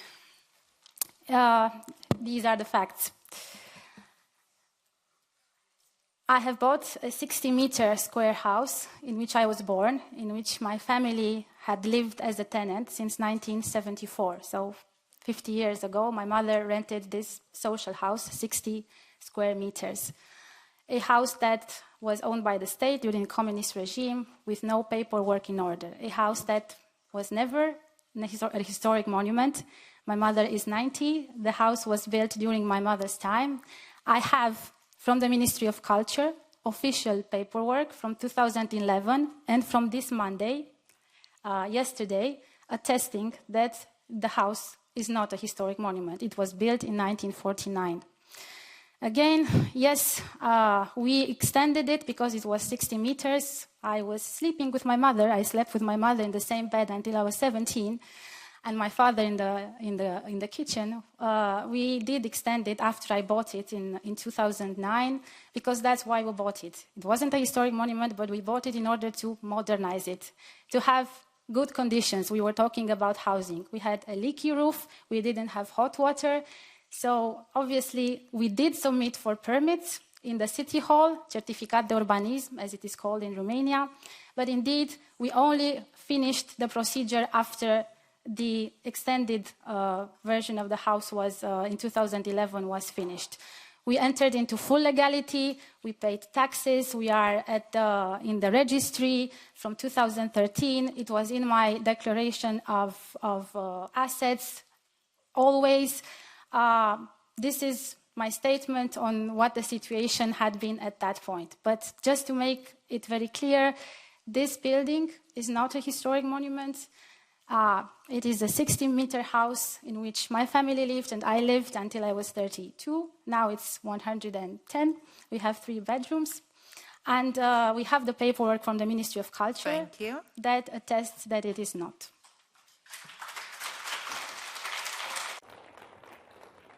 Benedetta Scuderi, Greens, IFA. Commissaria designata, ho ascoltato con piacere. Commissioner designate, I listened with pleasure to your answers on the Erasmus programme and the need for a skills transition, and I have very much appreciated your willingness to put young people at the centre of your portfolio. In terms of access for all young people, there are issues with the number of stages that are allocated, especially problematic in the south and east. In my country, Italy, unpaid internships can be withdrawn numerous times, meaning it's impossible to get access to the labour market. I think this House should put an end to that practice, and the old Commission proposal was unsatisfactory. My request is whether you agree on the need to put an end to unpaid internships at a European level so that there is equal rights of opportunity for young people. Do you intend to work on this front, and what do you plan to do if so? Thank you. Yes, I intend to work on the quality traineeships proposal, work with you, and I'm looking forward to delivering together for the traineeships are, I think, one of the best ways for our younger generation to enter into the labor market, but they should not be abused and they should not be exploited in this sense. So obviously, following the call that has been done by this House and your work, and I really appreciate it. Now we have a proposal on the table. It is a proposal that is still at which work is still being is performed. I think we need to look carefully at different sectors, situation in different member states. These differences, this personalized approach might be useful, looking at public sector traineeships, private sector, different industries. But overall, we have to agree on common definitions, on common standards, on common guidance in what a traineeship is, what the effort by the trainee is put forward, and how he is protected and how he is compensated for that work. That being said, as mentioned, my desire is that we work together to deliver on the quality of traineeships. We have a proposal. It's our work together. You define your mandate together with the Council. We will be able to deliver the protections that our young generations expect from us. Malina Malak is here.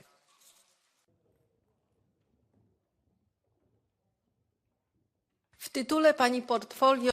In your job description, I read people, and President von der Leyen said that intergenerational solidarity is your task as well. He Hence my question, how are you going to support families? There are many social problems such as loneliness, exclusion, or mental health problems. All that can come from the weakened role of the family. On top of that, you have material problems such as the rising cost of life because of overly ambitious climate policy of the European Union. So what actions are you planning to take to support families to reinforce the intergenerational relations to fight loneliness among seniors? How are you going to cooperate in this area with Commissioner Suica, because reinforcing families is of key importance for fighting negative demographic trends? Thank you. Thank you. Yes, families are essential, and I'm talking not only about maybe the families that we imagine, but single mothers. They are also, regarded by your question. And we need to look at how families can be supported. My angle is, first of all, in terms of the burden of care. It's not a burden. Sometimes it's a labor of love. But for many, it is a burden in terms of intergenerational fairness. Younger generation taking care of their grandfathers or fathers. Women that are especially working or supporting members of their family in a type of work that is unrecognized, not protected, unpaid, obviously. And so I think that the best angle or the best way to present our work, the work of the Commission, is that we will focus on the situation, the working conditions of those that are in the care sector, let's say. I want us to have a European care deal, which means looking at who are the people who are taking care of those vulnerable. Are they paid? Are they protected? Do they have in old age a pension, or for the years on which they are taking care of someone, those years disappear and they are left with no protection, and we see what happens with old age poverty. Talking about old age poverty, it's essential to again admit this gap between the pensions of women and the pensions of men. Almost 30% poorer the women earning pensions, receiving pensions than the men. Poverty is striking them ever more. So this is one aspect of work that I will focus on. In terms of energy poverty, I want to tackle families and households to the Social Climate Fund. I've mentioned earlier that we can use it to offer subsidies to those that are affected by poverty and have them in the European anti-poverty strategy clearly individualized. Risto Petrov, Renew. Thank you, Madam Chair. I'll speak in Bulgarian. Уважаема госпожо Мînzatu, Madam Mînzatu, the informal methods of education through sport or art may be very useful in fight for equality and education. They can teach people and children, actually, what Europe is all about. Now, accreditation is important, but many young people face all kinds of barriers, including financial and others. Do you think that these means of education can be supported by international mobility for young children? Obviously, yes. Interesting question about mobilities for young children. We are talking a lot about Erasmus and what it is doing in terms of mobility, especially for students and for the vet students. But also, as you have seen in my mission letter, my hope that we will work together on what it is the European Schools Alliance.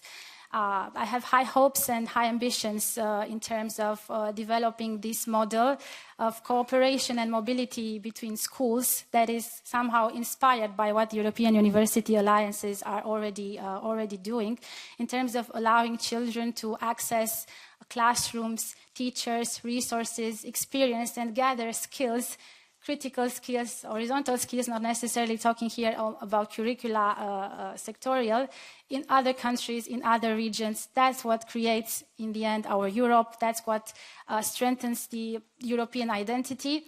While we understand that talking about schools in member states, the national education system and the regions have their own rules in place. I think everyone wants to have the chance to have more Europe, more European dimension in the education of children, because that means quality first and foremost.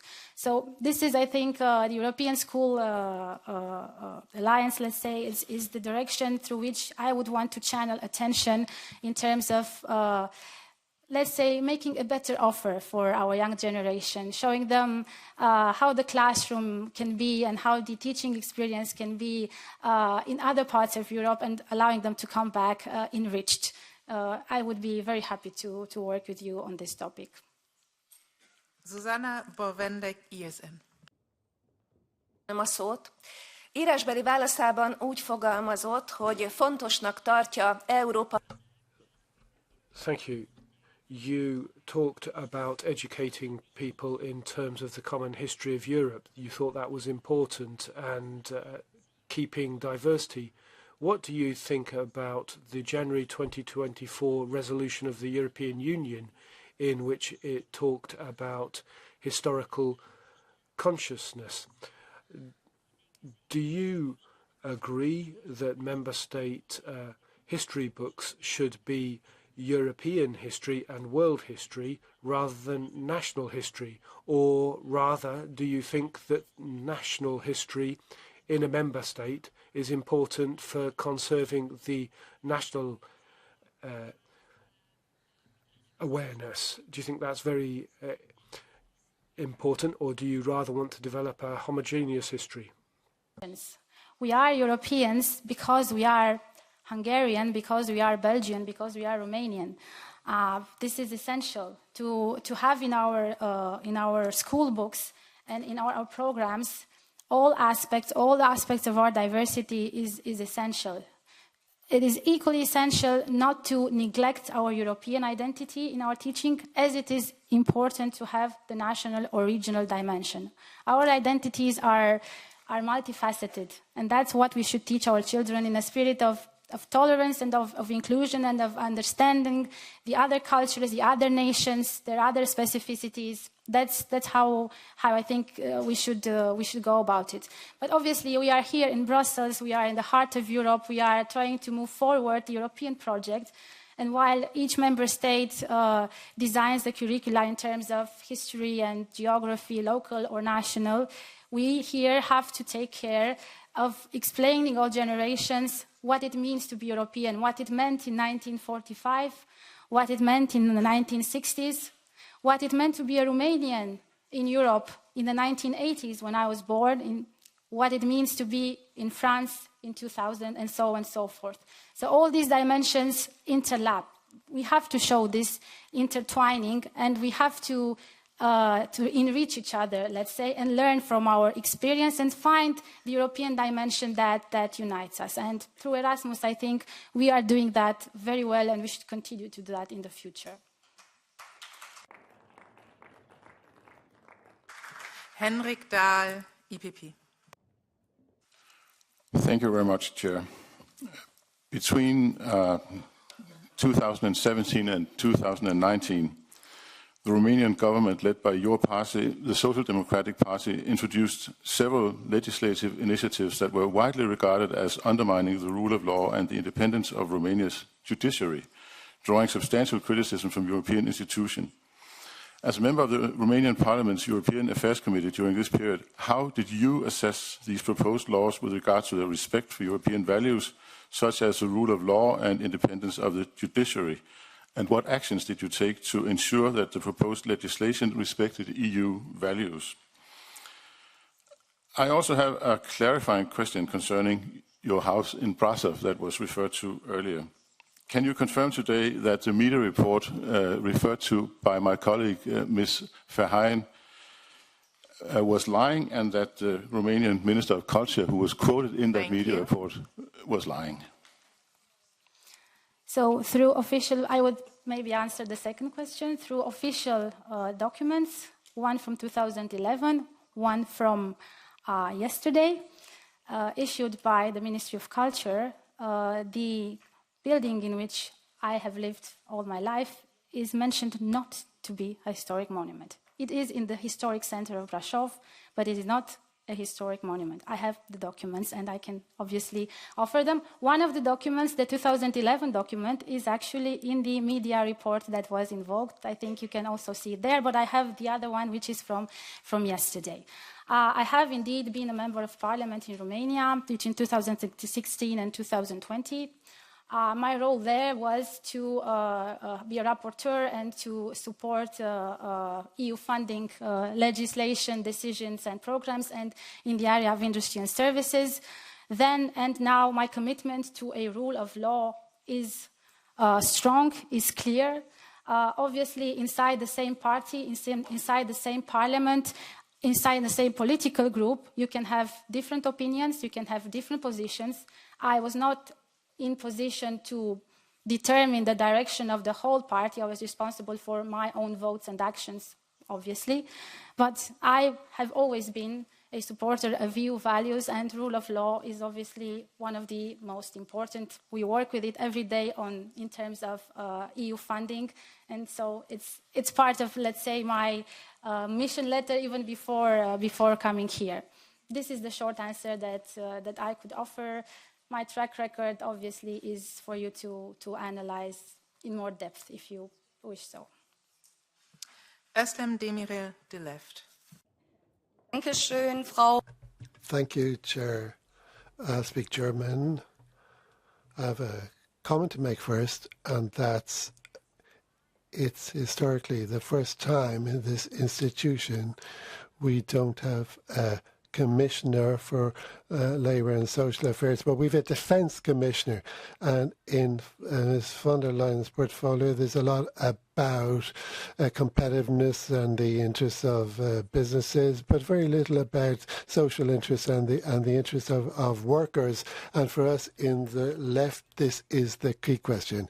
Now, you said that these are times of uncertainty, poverty is rising, inequality is striking. You're responsible for this area. You're saying that you're going to have a combating poverty strategy, but I'd like to know very specifically, do you want a directive for a minimum wage in this mandate? Because that would be something concrete, and we firmly believe that we need strong social protection schemes to properly combat poverty, and the only thing that the EU needs at the moment is a directive. Will you provide it?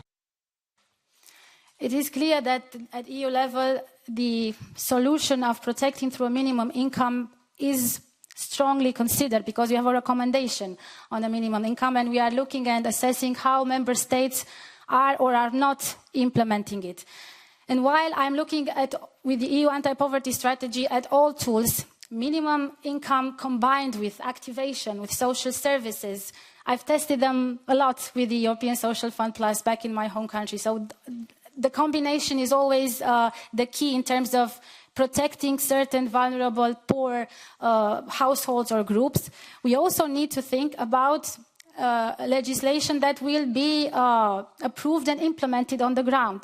So we have a strong signal, or we have a clear political signal about the commitment to deliver on a legislative level from how the recommendation is implemented. That's how I want to start. As I've mentioned in the previous question, I look at the recommendation and I see the member states that are slow performers, that are not using the minimum income tool.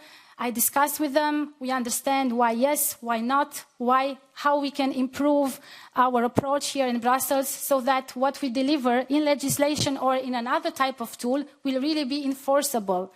Because otherwise we risk being very theoretical about what could be done, and that will not effectively be put in place. That is my response. The minimum income is one option. I could not commit now to a directive, but since we have the recommendation in place and we have the tool to understand in each member state what is done or not done, from there we can really start a solid work, because the strategy on anti-poverty will include more tools than one to tackle poverty. But you have to be very, very efficient about how we go with this tool. So it be a reality for those that need it, not just a discussion here on our hallways in our meeting rooms. Thank you very much. And now I will give the floor to the invited committees, starting with Lina Galvez, Chair of the Committee on Women's Rights and Gender Equality. Thank you, designated Vice President, for your presentation. So I'm really very glad to hear that you said at the very beginning gender equality will be at the core of your work. As you know, women are underrepresented in many well-paid and well-considered jobs, especially green and digital transitions. So which specific actions will you make to have more women in those sectors? Obviously, it will be good also to have more men in care and education sectors in order to reduce gender labor segregation based on stereotypes. You have mentioned social conditionality in funds. Will you include any gender conditionality? Also, what measures do you propose to close the remaining gender pay gap? How you will monitor the implementation of the Pay Transparency Directive, or how you will include in new legislation like the right to disconnect or the artificial intelligence, and just the current strategy, if you could tell us how it's going to reduce gender inequality. Thank you very much. Thank you, and this is a correct question. The gender dimension is at home in many of our policies, and my work will not only be about equality jobs initiative, and that's it, but ensuring that while we create jobs in the solar, in the renewables industry, we make sure that there are opportunities there as well for equal opportunities for men and women. So we will have this gender dimension in all the policies that we deploy. This is my desire. This is the way to go forward. It's not only about the Green Job Initiative.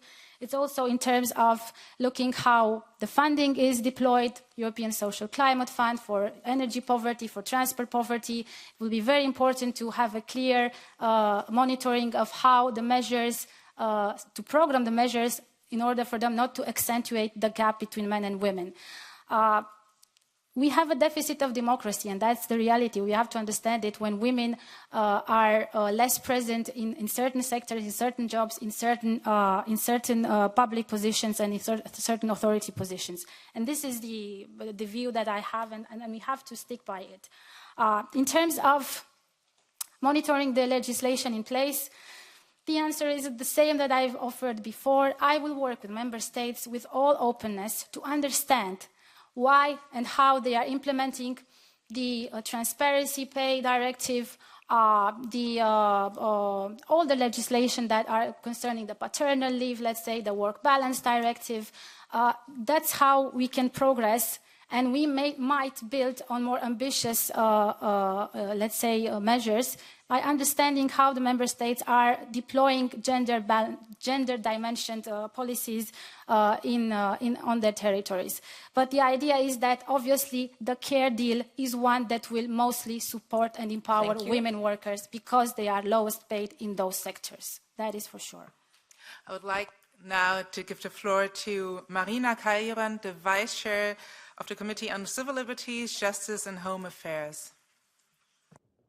Thank you, Chair, and good afternoon, Madam Vice President and Commissioner Designate. As regards your task to guide the work to embed a new culture of preparedness in the Union, you explain in your reply to Libe's written question that you will work closely with the Member States. What opportunities do you see for deepening operational and coordination activities between different Member States' authorities in order to improve civilian preparedness at the EU level? And my second question, your mission letter further requires you to contribute to the efforts on legal migration. What role do you see for legal migration in matching EU labour market needs, for example, to address the challenges in the long-term care workforce? And what new tools and legal instruments do you envisage to facilitate the recognition of foreign qualifications? Thank you. Thank you.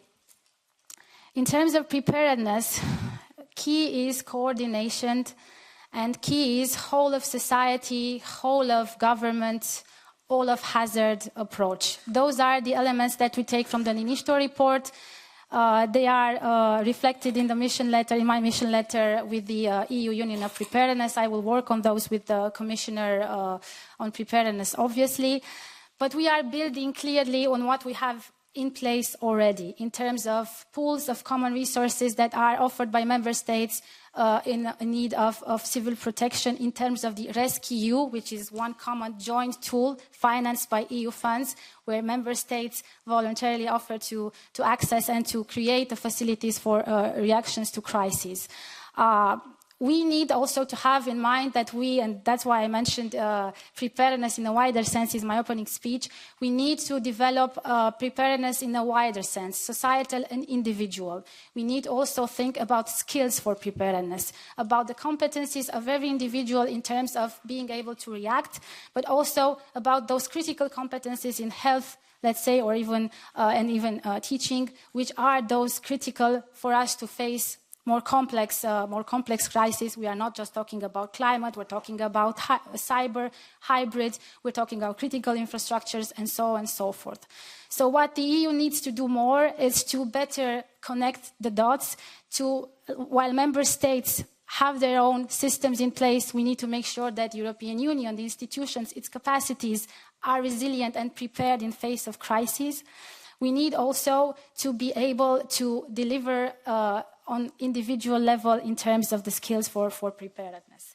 As concerns legal migration, I've mentioned the EU talent pool, which is a managed tool that will match the third country nationals looking for a job with the demand side of the employers, a good tool to support our labor markets and those that are coming to work in Europe. Thank you. We'll now start our final round of questions. I will give the floor to the political groups in reverse order, starting by Mrs. Susanna Borvendek, ESN. Köszönöm szépen. Vicek Anna Mária. Thank you.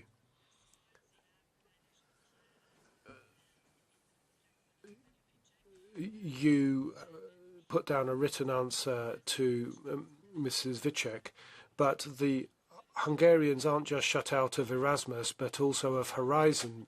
The Hungarians can't take part in this international project. This is a discussion between the EU and the Hungarian government, but students and researchers are being punished.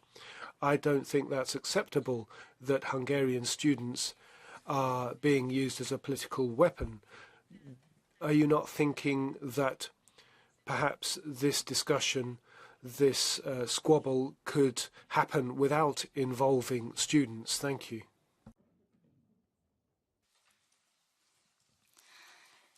Yes, thank you.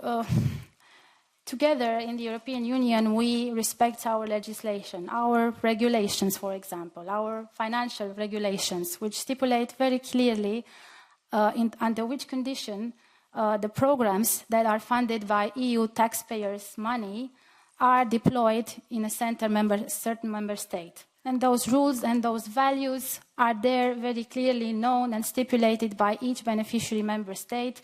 It's the responsibility of each member state to simply respect those rules and those values in order to continue to benefit from the programs and from the resources that, again, is being fueled by EU taxpayers' money. First and foremost, as I've mentioned, we are a union of values. If we compromise on one value just for a minute, then we compromise on everything. So while, as Vice President for People, Skills and Preparedness, my wish and desire is that throughout the EU, we have as many beneficiaries and as strongly supported by all our instruments, Erasmus, Horizon, and all others.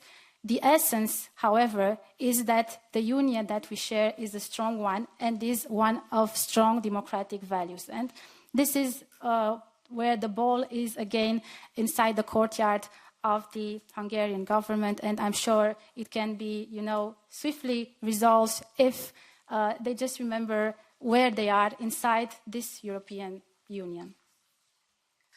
João Oliveira de Left. Thank you very much indeed. Madam Mînzatu, you've specifically mentioned education and training of workers, professional vocation, labour mobility. My question is, improving the life, the living standards of workers in countries? Are you going to help the national policies to improve living conditions, to give a better contracts, a better learning and qualifications? Now, this needs to be treated as if it was something new.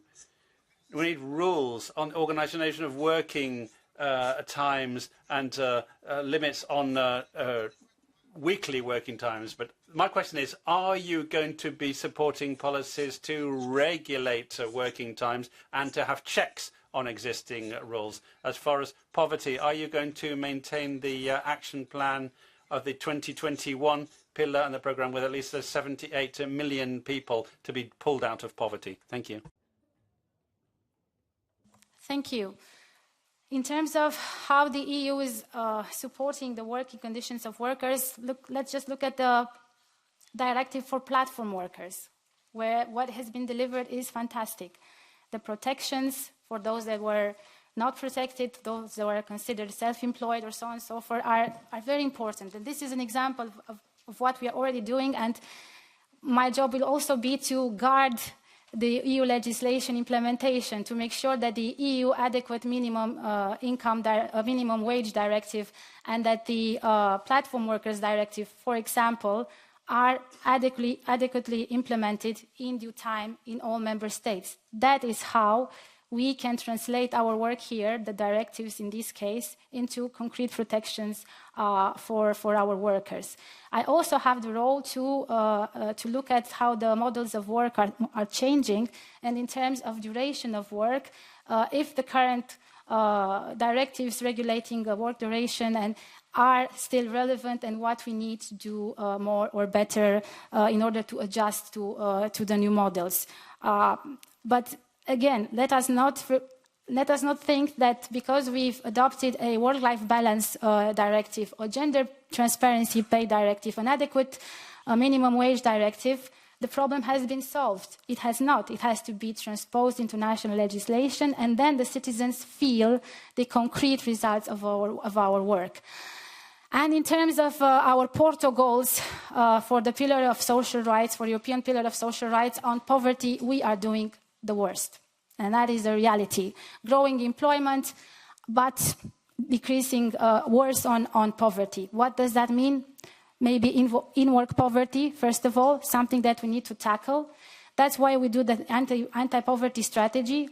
We need to resource to target more money towards fighting poverty and homelessness. This is how we need to react.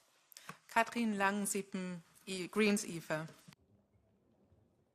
Madam Designate Commissioner, my group is proud to have put the end homelessness by 2030 goal on the map, and here I have 3 questions. Will you ensure that homelessness will be a specific priority in the anti-poverty strategy, and will the MFF earmark funding to take action in relation to it? Second, how will the European platform on combating homelessness be included in the new action plan to deliver on the European Pillar of Social Rights, and will it have a dedicated budget? And last question, will you guarantee that some of the investments planned under the affordable housing plan will go towards housing homeless people, for example, by scaling up the Housing First principle in Europe? Thank you. Thank you, Ms. Lange-Spien. So, for some questions, I cannot commit, so I will start with what I will support with all my dedication, that in the new European Affordable House Plan, which is steered by my colleague, Commissioner for Energy and Housing, we will have a dedicated and strong chapter on homelessness, because I've mentioned it. And I think it's a complex phenomenon, but still I think that we can conquer it. We have this ambitious target to eradicate by 2030, very ambitious, I know, but it's a fight and it's a battle that I want us to fight with all our energies. I will be also a strong promoter in the next MFF and in all the resources that we have to support measures that tackle homelessness. I will use all resources already put in place, and the platform for homelessness, I think, is a tremendous example of a mechanism where we gather together organizations and resources and expertise and connect a network in order to be able to have really an impact in fighting this phenomenon, to work with cities, with regions. My ambition on homelessness is to go beyond discussion with member states, to discuss with local authorities, with regional authorities, where the phenomenon can best be tackled. I will obviously be part of the commission that will design the next MFF. It's a work that we will do together. We will legislate on it, obviously. And as I've mentioned, it's first, what do we want to achieve, and then establish the allocations and the resources and the money. But the housing first principle, accompanied by social services, obviously is the way to go in tackling homelessness. Irina Horeva, Renew.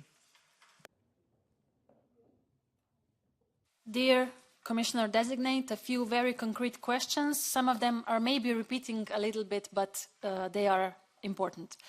In your written answers, you stressed we need to tackle the root causes of poverty, but there was little to no tangible proposals. So I would like to know, how exactly do you plan to tackle it within the EU anti-poverty strategy?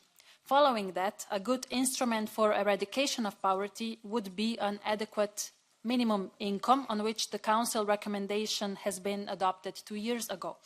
Will you commit to proposing a binding EU instrument to ensure adequate minimum income levels? Additionally, cost of living crisis keeps affecting our citizens, making it increasingly harder to have a quality life while pushing more and more people at the risk of poverty. What will you propose to offset this trend? Could you propose or support establishing EU-wide obligation to adjust wages to inflation? In terms of how exactly we will, let's say, push forward our strategy on anti-poverty, I will give 2 examples. First of all, on the Quality Jobs Initiative, I want us to look very closely at in-work poverty. At the moment, statistics would say that it's 1 out of 10 Europeans that work that are in risk of poverty. But, you know, we have to go deeper than that, I think. So this is one concrete let's say, type of initiative that will have this aspect clearly marked. Then it's the child guarantee, which I've mentioned. It's about fighting the vulnerability, the poverty of children, which is connected to the household and their parents. And I mentioned that I want to make it even stronger. So this is another tool that I want to clearly link to our new anti-poverty strategy. In terms of the minimum income, the answer is similar to what I've mentioned before. We need to look at a combination of measures that are having enough political support to become legislation and to be enforced. This is what the most vulnerable expect from us, and that's why I want to talk to member states and understand how they implement the recommendation, why they do it, why they don't do it, what is the barrier, and then see how our EU level of ambition can offer more. In terms of cost of living, I'm not sure if I followed your question until the end, but again, the Social Climate Fund is one example where we will be able to intervene with transfers, if the member states want, to the households that are affected by energy poverty. This is the type of example to which we can support it, but the European tools such as the semester, social convergence framework can help us recommend policies and stimulate policies in member states in better fighting poverty. Next is Valchev, ECR. Thank you, Chair. I will speak Bulgarian.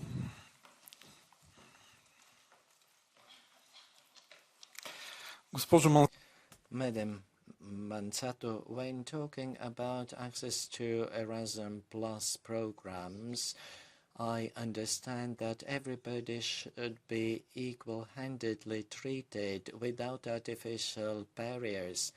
Inclusion cannot be achieved by quotas, which can restrict the access of certain groups and may not correspond to the needs of certain communities. Quotas sound like coming back to communism. Do you agree?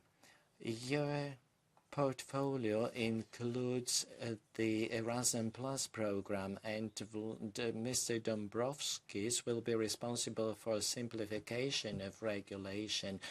What type of cooperation will envisage so that the red tape reduction can reach every single European citizen? Thank you. Working with my college commissioners, I hope to put my expertise in cohesion policy in place in order to help make life simpler for European companies and for European citizens. And in Erasmus, we have an example, the accreditation of schools, which helps the entire application process easier. In the European Social Fund Plus, we have an example, the simplified cost options, which is making life easier for authorities using those money. In terms of discussing how we can make Erasmus more accessible to learners, well, obviously, I've mentioned some examples through which we can do it. We can do it by synergies or topping up with other types of EU instruments. Quotas are obviously back and forth, as let's say tool. Because you need to be dynamic, you need to be connected with the response of the beneficiaries when you reserve a certain allocation, when you say that you will earmark this for that. This is a very delicate decision into which you have to factor in many aspects. Erasmus in itself is such a generous program. It supports VET, it supports pupils, sports, youth, higher education, cooperation and mobility alike. So I think we need to keep it flexible and agile in order to be able to really get the impact that we want from it. And this is a personal opinion rather, we don't want to make it more rigid and to complicate, in a way, its implementation. But we should be open, again, to see that if we haven't been able to become more ambitious on a certain target, like vulnerable beneficiaries, what's not worked has to be changed. This I agree. Thank you. Then Gerardo Vidal, Patriots. I would like to thank you for being here with us, because you're the perfect example of what we've been denouncing for months. EPP and Socialists are the same. They vote the same, they believe in the same, and they select the same people. You weren't going to be the European Commissioner in charge of employment. Victor Negresco, Socialist, was the chosen man, but EPP and Socialists reached an agreement to push him aside. Because he wasn't a woman. Now let's leave hypocrisy aside. He's not the ideal person. EPP and Socialists have chosen you because of a gender quota, and I'd like to know why you're getting such a job because of that. You're worried about people not getting jobs in Spain. You respond to just a quota. Can I carry on speaking?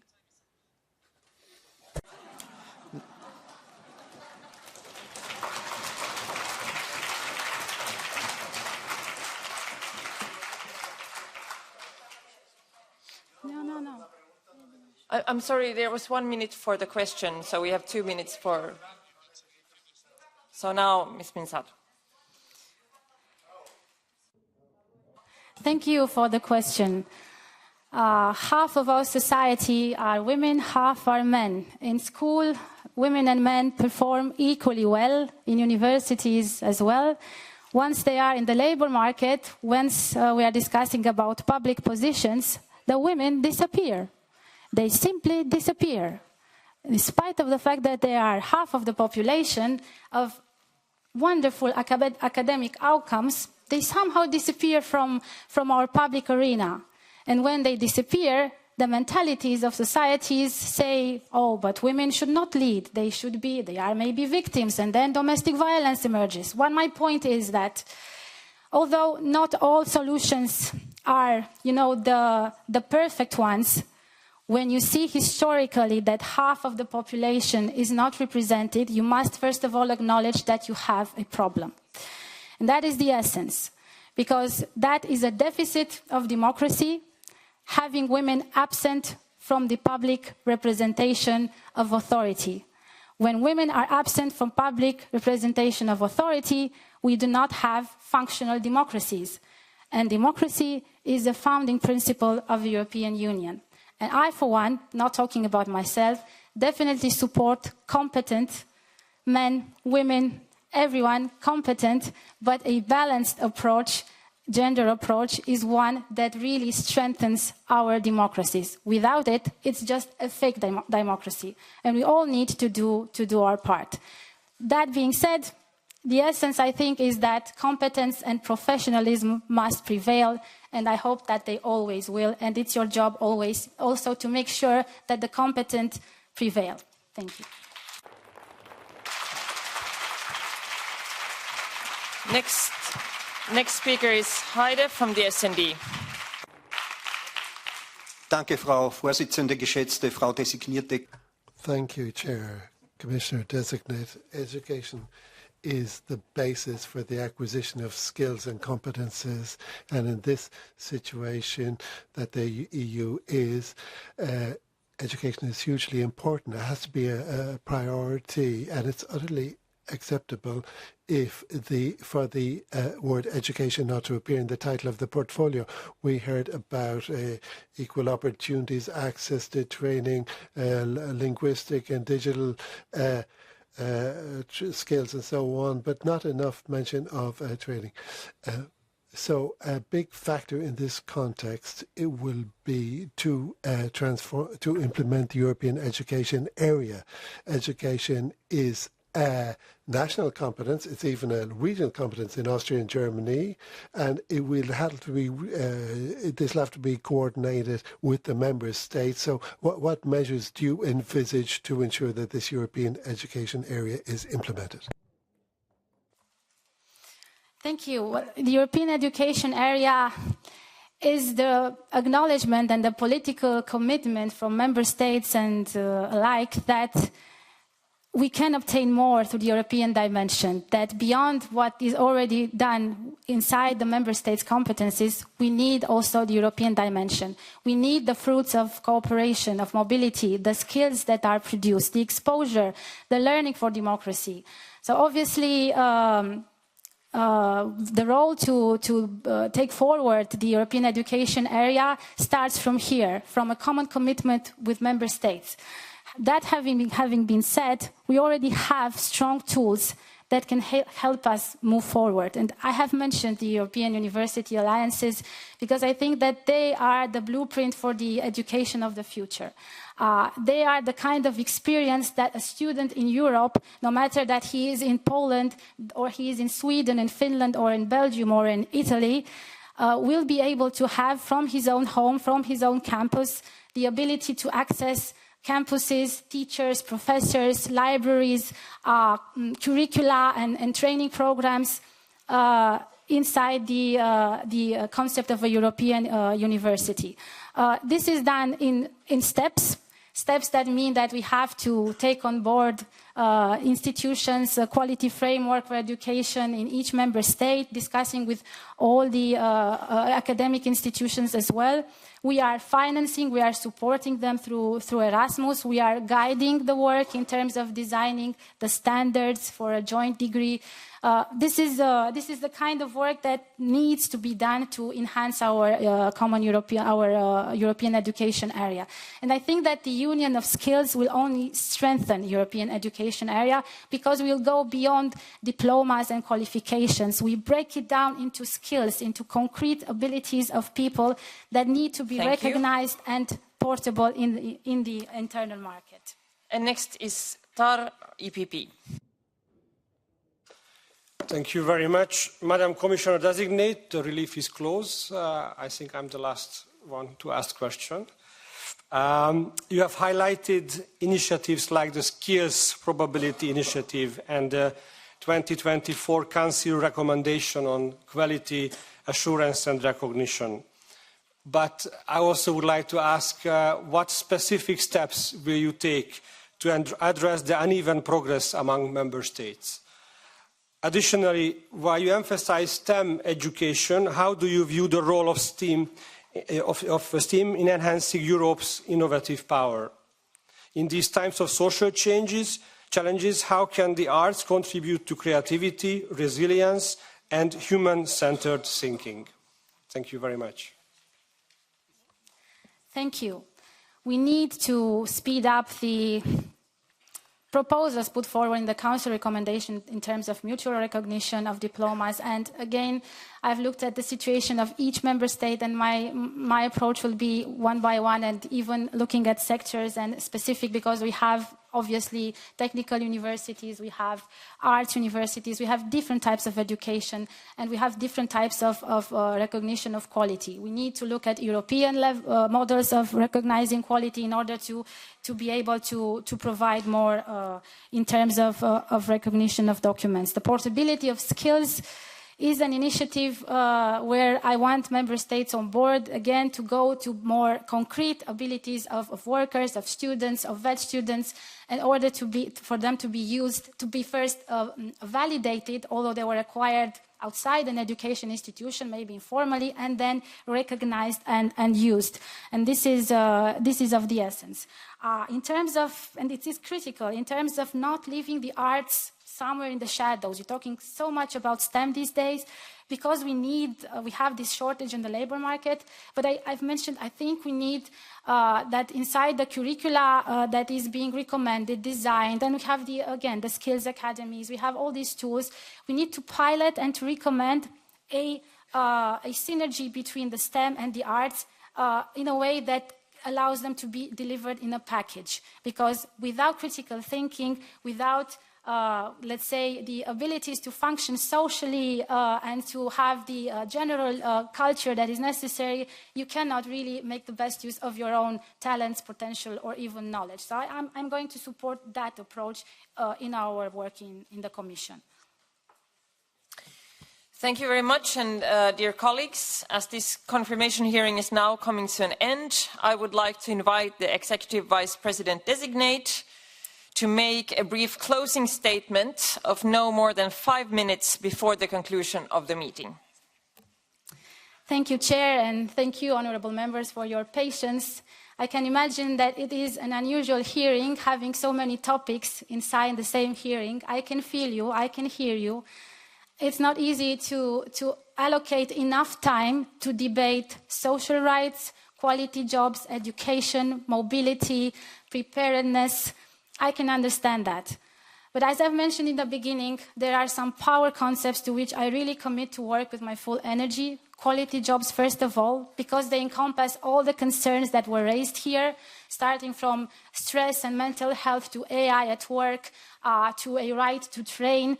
These are all issues that I will consider with the social partners in deploying the quality jobs roadmap and initiatives in this aspect.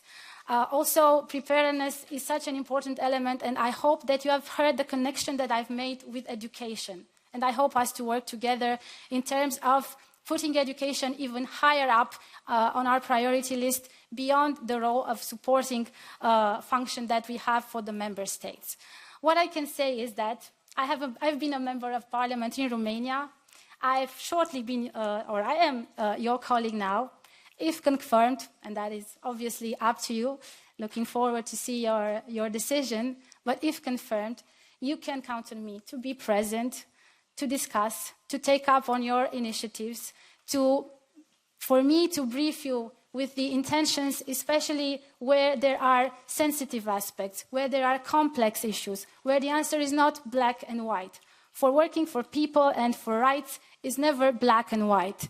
We are in a competition. And in this competition, Commission needs to strike a very, very delicate yet a strong balance between being innovative, having strong industries, cutting red tape for SMEs, making life simpler for authorities, but also making sure that our Europeans don't get poorer, that our Europeans can have a decent life from their wage, that our young generation finds their path in life in Europe start their unicorn, start their dream job, have their flexible type of work-life pathway.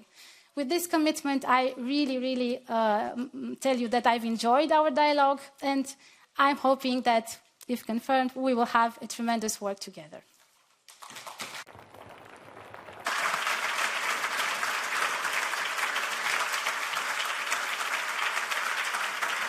Thank you. Thank you very much, Ms. Mînzatu, for this exchange. Thank you all to all members and the chair and vice chair of the United Committees for their questions, and thank you also for the staff who actually made this hearing possible today. We will proceed now to the evaluation of the Commissioner designate, and I will ask the coordinator to submit in camera without delay. Thank you. Confirmation hearing is now closed.